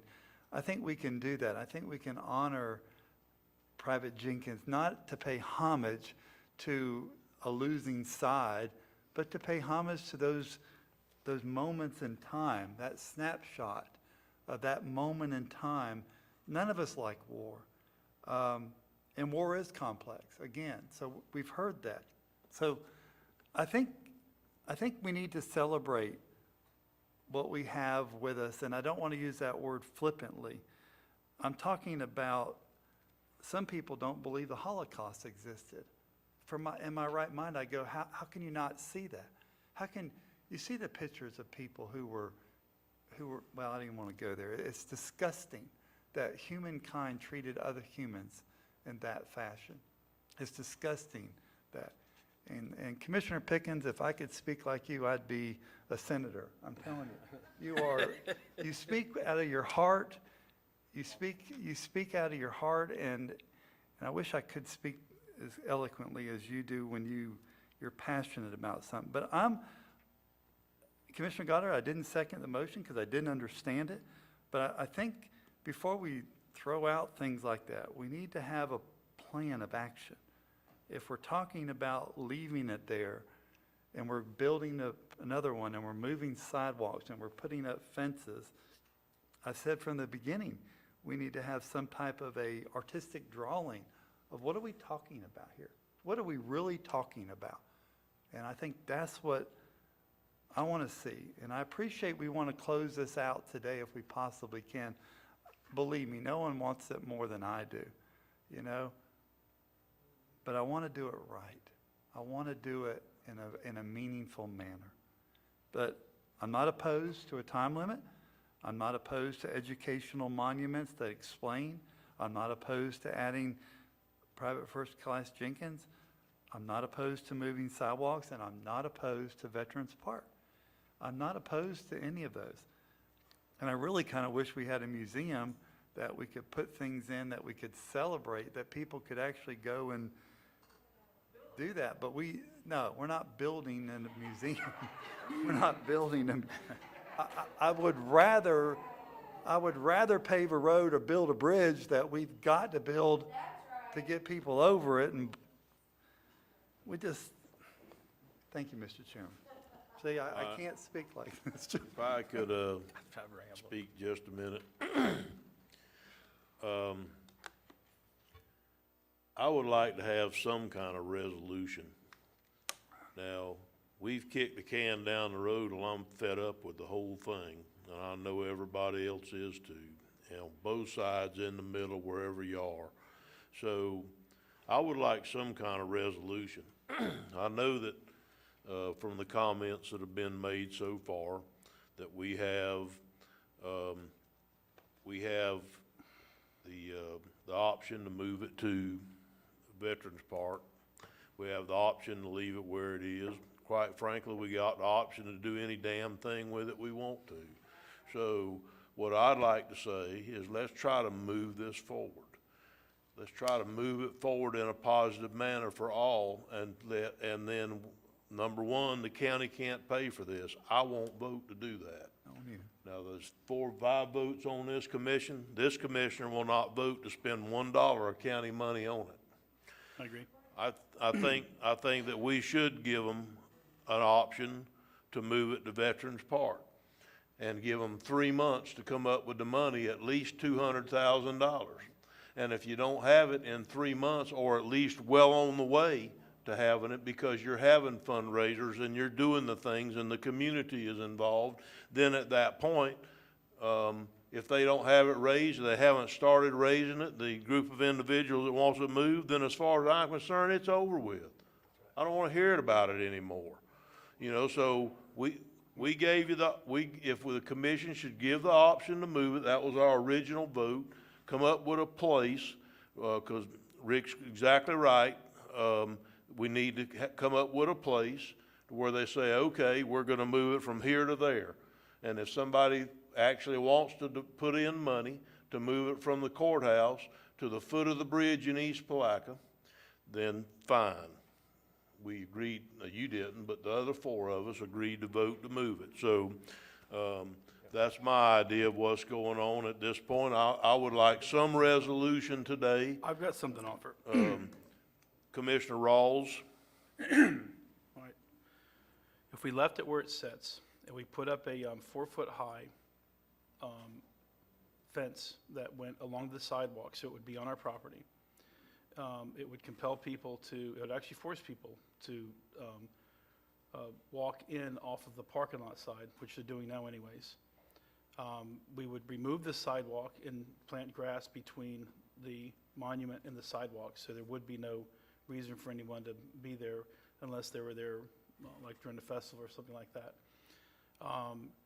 and reroute the other sidewalk to the front of the courthouse, so you don't have to walk anywhere near it. I think that's going to be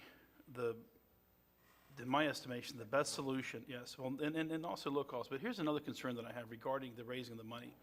And I don't know this for a fact, but I've been told that there are groups from out of the state of Florida and within the state of Florida that are not in Putnam County that have the money ready to go. They have, if this is the case, then I think that we should have a contingency on there or a condition on there that requires the money be raised within Putnam County.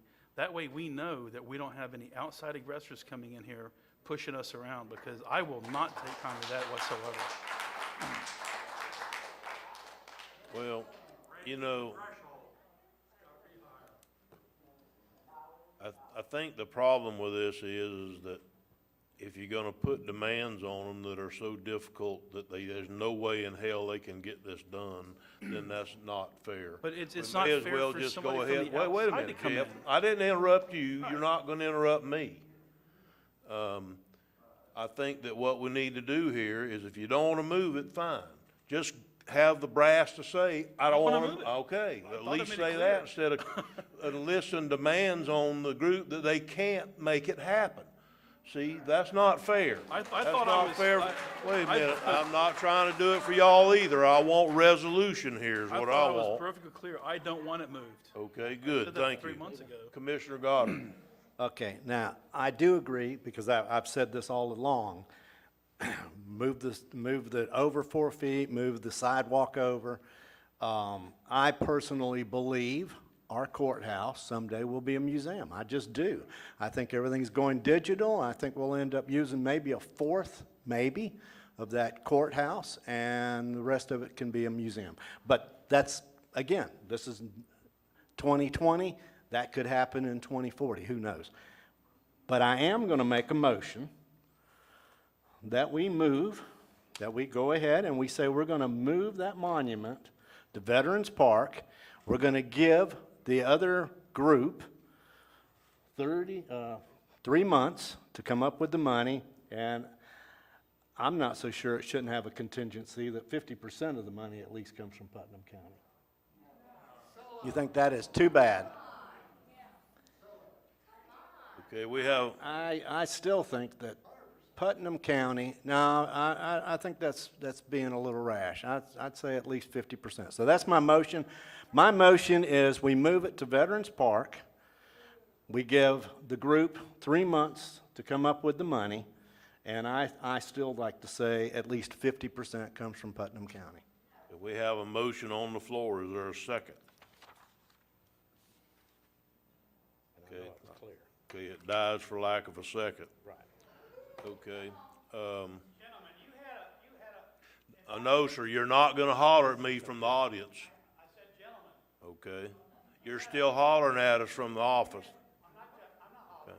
You had a gentleman testify here, the Memorial Park, that the ground is not stable there, and when they have the high water, that place is not adequate for anything like that. Yes, sir, it would be stable once we engineered a foundation, drove pilings, and put 2 foot of freeboard concrete underneath it. So I'm telling you right now that we could do a foundation there that would be there if the bridge blew away. So I'm just telling you, I do that for a living. So, I mean, it could be done. Commissioner Rawls, did you have another thing to add, sir? I'd like to make a motion that we leave the monument in place and take a look at putting fencing around and rerouting the walkways to have the monument out of the common path of travel to get access to the courthouse, leaving it where it sits now. And if it's the will of the people, erect a plaque that explains the circumstances that have brought us to where we are today, so future generations can know what we deliberated and why we did it. Okay, we have a motion. Do we have a second? Mr. Chairman, I'll second it. I want to have a discussion about it. Oh, guys. Are we talking about taxpayer money to remove the site? Yes, sir, it's gonna have to be private money raised from within the county. So when we talk, please, people, This is very stressful times.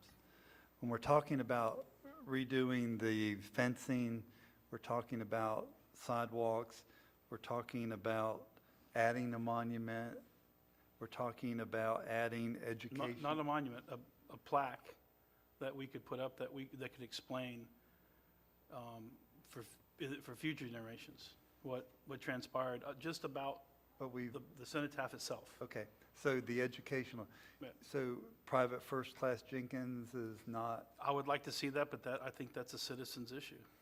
well, if we're going, here's my point, and the reason I seconded your motion. If we're going to ask the citizens to raise the money for the sidewalk and fencing and the educational piece, why don't we just go ahead and ask them to do the, All right, I make the agree. whole plan at that point? I agree.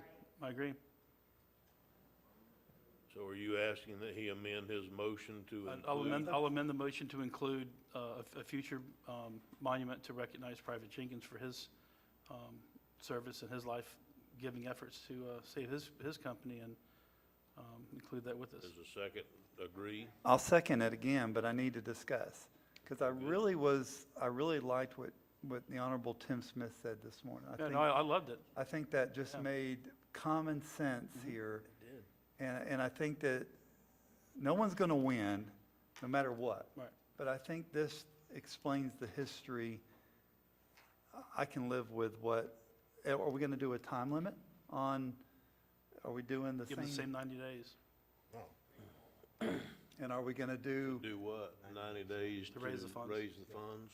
Are we going to try to do what I mentioned and you mentioned and Commissioner about local monies?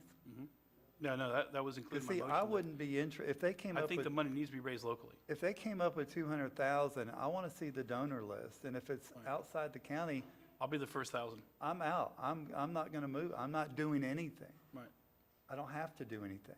Just like Commissioner, we don't have to do nothing. Right. So if you really want to make this happen, make it happen. So your amendment, are you going to amend it with monies of local monies? Yes, that was in my motion. That was in your motion? It was. Is there any way we can hear that motion back? So I'll make up Do we have the opportunity to, we don't have a stenographer here. Yeah. Well, I mean, there's a lot of, and you go home and you watch these, Commissioner Pickens watches these religiously, I'm telling you. You didn't record it? All right, maybe, Mr. I'll Chairman, restate the motion. may I ask a point of order here? Sure. Rich, is there some way you can kind of help whittle this motion and get it straight? You're the, I mean, lack of a better word, you're the stenographer. Debbie's got her hand raised. Okay, I can't hear you. Can you? Give her a microphone, please. She said that it's in her notes that the money should come from within the county. So the clearest way to get something for the commission to vote on this is for just Commissioner Ross to restate his motion. I make a motion that we leave the cenotaph where it sits, that we erect a fence that would preclude anyone from walking off the sidewalk from St. John's Avenue toward the cenotaph and toward the front of the building, to have the main entrance be off the side, which would be the parking lot side, and have the fence erected in such a way that it directs traffic to the front of the courthouse, but not to the front of the cenotaph. They would have to walk way around on purpose to get to it, in other words. That we erect another monument in the memory of Private Jenkins, and work with the school system, as Tim Smith suggested this morning, to have an educational component to this. The money should be raised locally only and be raised within 90 days.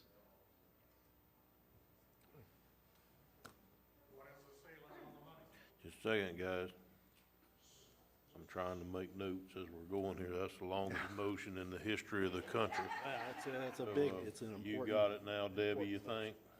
Okay, do we have a second for that motion? I'll second it. Okay, we have a motion and a second. And- If I understand, it's basically, we're gonna leave it where it is the motion. We're going to remove the sidewalk between the monument and St. John's Avenue and plant grass there where people won't walk down it. We're going to, did you include the fence this time? Yes, Okay, the fence. fence down the sidewalk on St. John's Avenue. Yes.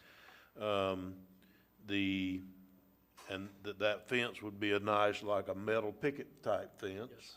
Absolutely. And that we're going to agree to allow another monument to be erected for Mr. Jenkins. But what I would like to see as far as that, if we could at least discuss it, is that if the group of individuals that are upset about the monument, if this will help us come to some type of a compromise, okay, I'm just asking. It's not, so I guess that doesn't matter. So I guess putting up a monument probably isn't gonna make any difference, but I would want to be able to do it in steps. In other words, if the money was raised to take up the concrete or whatever, or the fence or what have you, but under discussion, I just don't think we've done anything here today. I just don't. I don't think we've done anything to heal the community. I don't think we've done, well, I understand, I do, but I know that we're trying, but I just don't think that we have. I just truly don't. I wish I didn't feel that way, but I think all we've done is redivide the community and just spent four months. I think August 25th, I think, is when we started really talking about that. I know, Mr. Newsom, and that's probably what's gonna happen. We haven't healed the community, and it's still not over. That's not gonna end this issue. It's just not. So I'm trying to find some kind of a way to do that. Commissioner Pickens? Yeah, We're discussing this. Sheila, please, I'm not gonna debate you in this room. I'm trying to do not gonna debate you guys either, so. Okay. Commissioner Pickens, did you have something, sir? Yeah, I do, and I agree with a lot of that motion, but what have we actually accomplished? We're not gonna satisfy everybody. There's two sides. I said that before, so I'm like a damn broken record. And I think there's always gonna be two sides. I don't think it's ever gonna heal.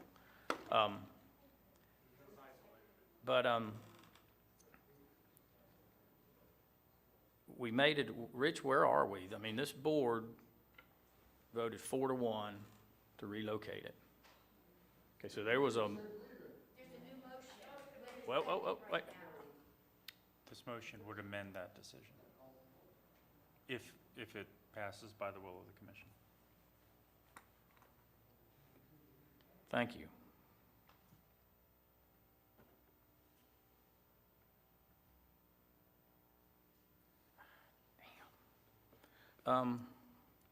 Just want to throw this one out.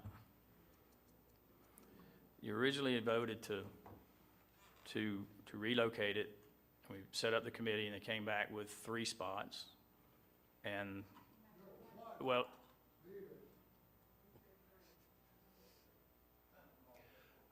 Ladies and gentlemen. you want me to read the damn minutes of the last meeting?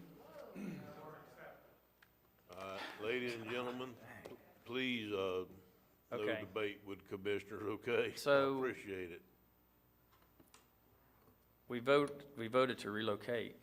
So they came back with 3. So then Melrose is out. Leave it Melrose and. All right, so there's 2. Leave it there, which doesn't mean relocate it unless you move it to a corner or another area, which would be very expensive also. So that's what this commission decided, whether people liked it or not, and we sure cut a lot of hell for that. So I guess if we reversed, and we're gonna leave it there, I guess the other people that were happy that we were gonna relocate it, they'll hate us too. So everybody will hate us. So then we know what the situation is. What about allowing whatever group is going to come forward 90 days to raise the money from Putnam County funds, to relocate it to Veterans Park? And if it's... No, he didn't make a motion. I'm not making a He's motion. just having discussion. Just having discussion. We have a motion on the floor, and we can discuss the motion. I don't need help with Robert's Rules of Order, Sheila. Thank you. Appreciate it. Okay, sir. Okay, with funds from Putnam County, 90 days. If it's not, it stays where it is. But then, we look at doing what Commissioner Rawls is talking about, changing the sidewalks, making it where you access. You don't have to walk exactly by it, but it's still there where it was put there in the first place for people to still see it. It gives an opportunity for a compromise. If it's not if the money's not raised, then that's in the story. It's staying there. But then a compromise of changing the access to the entrance of the courthouse, like Commissioner Rawls says, to where it is there if you want to go look at it, but if you don't, you don't have to walk right by it. So I'm just throwing that one out, and if we're ready to vote on the other one, that'll be fine with me. Well, we need to resolve the other motion for sure. So is there any further discussion on the current motion that's on the floor, which is to Commissioner Harvey? Well, I seconded the motion to get what the options are. From day one, I've been hollering options. Commissioner Pickens, I'm not opposed to what you just said. I think from earlier today when I mentioned something almost close to that, and then the time limit was given to it. It is time. If you want it moved, do something about it. If you don't, then it's gonna come back to us to deal with. And then the community's gonna have to deal with that again about all the things that Commissioner Rawls has made a motion on. I don't have a problem either way. I wanna do this right. And I'm not opposed to what you said, because that gives some group, and I know people are gonna be mad if I say this, but it gives people an opportunity to either do it or not do it. And I heard that, I wrote that down a couple times from different commissioners who said, do it or not do it, get it over with. You got 90 days. If you don't make it happen. But again, I think that, I want to say this, if we go to Veterans Park, it's going to be a very expensive proposition. It's going to be very expensive, and it's not going to be, then you do have artistic drawing, then you do have lots of issues on the table. I'm fine whatever way we go. I want people to walk away from here today saying they got the opportunity to do something, and I don't know why we don't run them simultaneously, maybe, where the group that wants to leave it at the courthouse, they start raising money, and the group that wants to move it to Veteran Park starts raising money, and look, we got 90 days. And you come back to us in 90 days, and you go, I got a check in hand. I don't know if that's the answer. Okay, listen, I'm talking. We asked for, we listen. We've been listening, and we've heard. But you've got to let us deliberate. You really got to let us do this. Because if you've seen what happened so far, I kept my eyes down because I didn't want to do this. But we got 5 smart people up here. And you've got people who are putting out ideas that are good ideas. So let's not just do this anymore, please. Thank you, Mr. Chairman. Okay, we have a motion on the floor that we have to deal with at this time. We can deal with it by vote, or you can withdraw your second, whichever you prefer.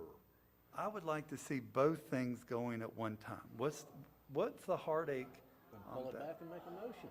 No, we got a motion on the floor. and Okay, I'm not- we have a motion on the floor, and it's basically to leave it where it is, remove the sidewalk between the monument and St. John's Avenue, fence down St. John's Avenue, sidewalk, and allow the erection of a monument to, Robert Jenkins at some time in the future when the money's raised. With that, did I miss something, Commissioner? Under discussion, Okay, under discussion. you know, we have two entrances to the courthouse. One's off Reed Street. We could also make that the primary entrance, which essentially you've now moved the monument, or you've moved the courthouse, no matter how you want to look at it. Right now, we're not using the rear entrance whatsoever. We're using the side entrance and going in the basement. So, you know, I think that, you know, the concern that I heard was that people can't walk in the courthouse without having to see the monument. This solves the problem. Now they don't have to see the monument, and they can go to the courthouse, get justice, or do whatever business they're having to do, and not have that monument be there. So, you know, I think that is a true compromise that solves both sides of the equation. We're not going to make everybody happy. We've all said that today. No, at the end of the day, no one in this room is going to be happy. But, you know, I think that's a good beginning to putting this problem to, bringing it to an end. Commissioner. But I think we also need to continue working on the race relations, whether perceived or real. I think that's something that we definitely need to be looking at in the future as a body. But we got a motion. Okay, Commissioner Harvey. Under discussion, Mr. Chairman, again, what if, let's just play the devil's advocate here. What if the group, they'll leave the monument, erect the fence, move the sidewalks? What if that doesn't happen in 90 days? And we're right back here again.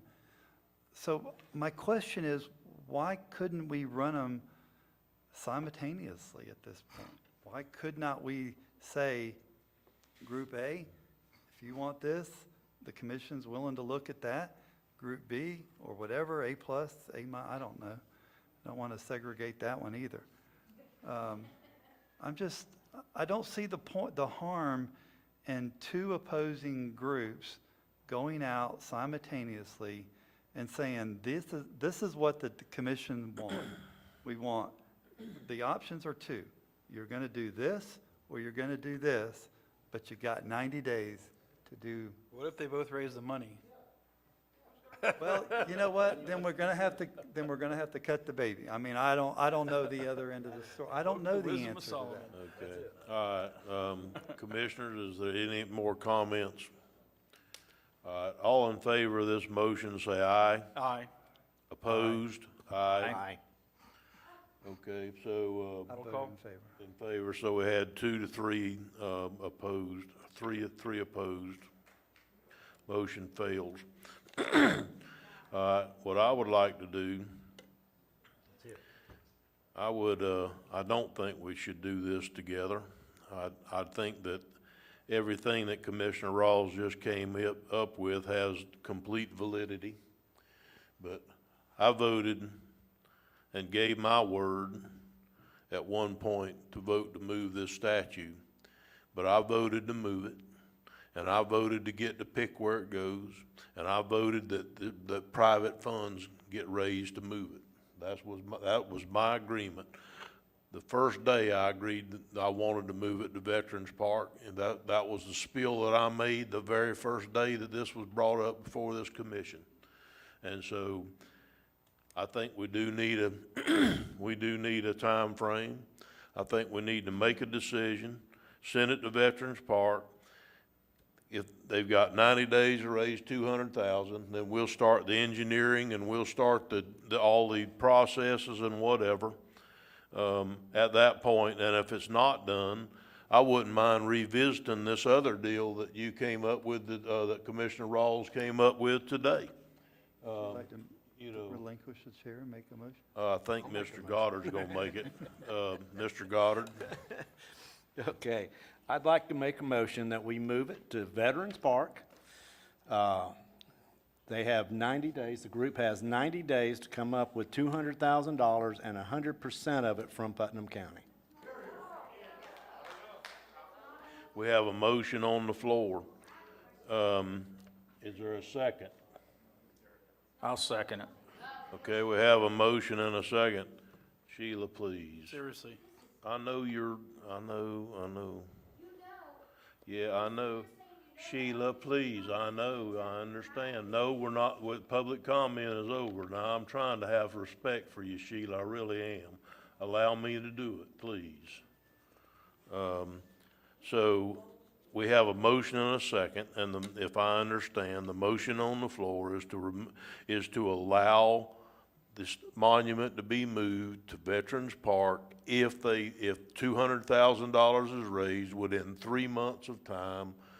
And that was the end of it. If not, it's over. Stop talking about it. Okay. Nope.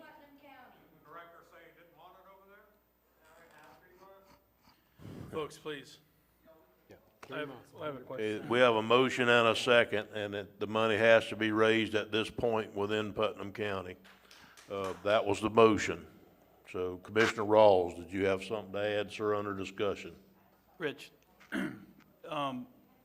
what sort of safeguards can we put in place in the language that would require the folks to be able to show, like, you know, it's easy to raise soft dollars. We're all aware of that. You can float money into the county, put it through somebody's private account, and it looks like it's coming. So how do we prevent that? Because I'm aware of groups that have money available for this. So I will not be shocked when somebody walks up with a $200,000 check, and I'm not sure if that's enough. But I would like to amend the motion if an amendment's in order. That would require us to I think the $200,000 is a little bit weak, but that we can deal with that. But I think we need a full payment performance bond, and also some sort of insurance policy that insures against damage to the cenotaph. Sure, a liability bond, I agree. Exactly, a liability bond or a liability policy of some kind, but something that you know, and I think that we need to discuss what value that might be. Well, under discussion, I agree with everything you just said, and I think that anything that the county does, and the county's gonna be the entity that moves this. The money's coming from private. What I see here is I'm pretty sure that it's gonna cost more than $200,000. I am too. But I think if if that group of individuals can raise $200,000, it shows their commitment to it. At that time, we'll get engineering done. We take part of the money, get engineering done, we can get bids, we can do it. We'll know what it's gonna cost to put it there. Okay. Then if it costs $250, it's a matter, okay, you got to raise another 50 grand or whatever. I'm just saying that, but the 200,000 that Commissioner Goddard just came up with, that shows commitment. If they can't come up with that in the 3-month period, then okay, stop talking about it. Stop talking about it. You know, So, Mr. Chairman. Yes, Commissioner Harvey. So did Commissioner Rawls make an amendment to that motion for a liability bond? But I think you were also going on, you were asking Rich how to prove. Mhm. So. What kind of language can we put in this motion that would keep outside interest at bay? I don't think you need any other language. That was part of your original motion. How you go about that, I was suggesting to the administrator, I mean, you could just ask for an affidavit on where the money came from. When you think about it, we've only asked for an affidavit with millions of dollars of CARES Act money that we've put out. So that's kind of the only assurance that you can put out there. If somebody's going to try to circumvent the system, honestly, I don't know that any protection you would put in place would stop that. Commissioner Harvey? Yeah, I'm done. Okay, so I don't think an amendment was made. It wasn't, because, I mean, we're gonna have performance bonds, payment bonds, we're gonna have all that on it, I guarantee it. Because you can't do a project of $200,000 or more dollars in the state of Florida without having performance and payment bonds and all that. And anybody that writes this up would be foolish not to have some type of a additional liability to damage to the statute. Yes, ma'am, you have patiently been doing, you're gonna have to come up here though to the microphone. What I'm wondering is, Ma'am, you're gonna have to walk up to the microphone, yes, ma'am. They can't hear you, we're recording the meeting. okay, the questions that I have is that if the onus is being put on the group that wants it moved, then how is it in any way fair that you put on top of that a restriction of who can and cannot donate? Okay, that's my one question. The other is, No, ma'am, I'm not gonna open public comment That's back okay. up, so I. and the other, my other comment I'm is trying to be the, very respectful of everybody here, but I can't just continue opening public comment. right, okay. The 90-day, where does that come from? Why, we're going into the holidays, we're in the middle of a pandemic that is worsening. Mr. And Chairman, I call now, the when does question. that clock start ticking? Thank you for coming. It's, No, sir, you can't, and you have tried, David. I appreciate you coming. I get it, but, Commissioner Harvey, did you have another comment before we vote? I do, Mr. Chairman. I think what got lost in the conversation was if we move it to Veterans Park, they have to raise money. If we leave it at the courthouse, they have to raise money to fix that too. No county money, and if no money gets raised, it stays just like it is right now. I feel personally, and I know that some of y'all are gonna laugh, some are gonna clap, and some of you are gonna boo, and that's fine. I think we miss our educational piece by putting it over at Veterans Park, okay? I also feel it's kind of historic to be over at Veterans Park, looking over the river, but we're gonna miss that educational piece that we don't want to ever repeat what's ever happened again. That's the end of my comments, Mr. Is there any more discussion? All in favor, say aye. Aye. Yes, you'd like to do roll, it's been a request that we do roll call. Debbie, you're gonna need a microphone again. Could we try to get one down there for future play times?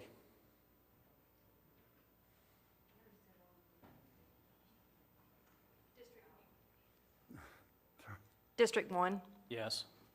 District 2, No. District 3, Yes. District 4, No. and District 5. Yes. Okay, motion passes 3-2. So, is there anything else to come before the board today? Hearing none, everybody's clear? Okay, what we just did. Do what, David? Yeah, the motion basically says that the opposing side has 90 days to come up with a minimum of $200,000. It's supposed to be raised within the county. If they come up with it, it moves to East Palatka to Veterans Park, to a location at Veterans Park to be determined, but at Veterans Park. When $200,000 are in the bank, they'll come back at that time and we'll get engineering done and we'll get estimates done and everything else in case additional monies have to be raised. But that'll show the commitment, and the money's supposed to be raised in Putnam County. If it's not raised within 90 days, then hopefully we can go another route, like removing it in front of the side, in front of it, or do whatever. I'll actually help put a little money in that along with Commissioner Rawls, and he said he would too. So, you know, I think that this is the best way to move forward. I know that a lot of you don't agree with me, but I really believe it is, ma'am. Sheila, not now, it's, Let's close this Okay.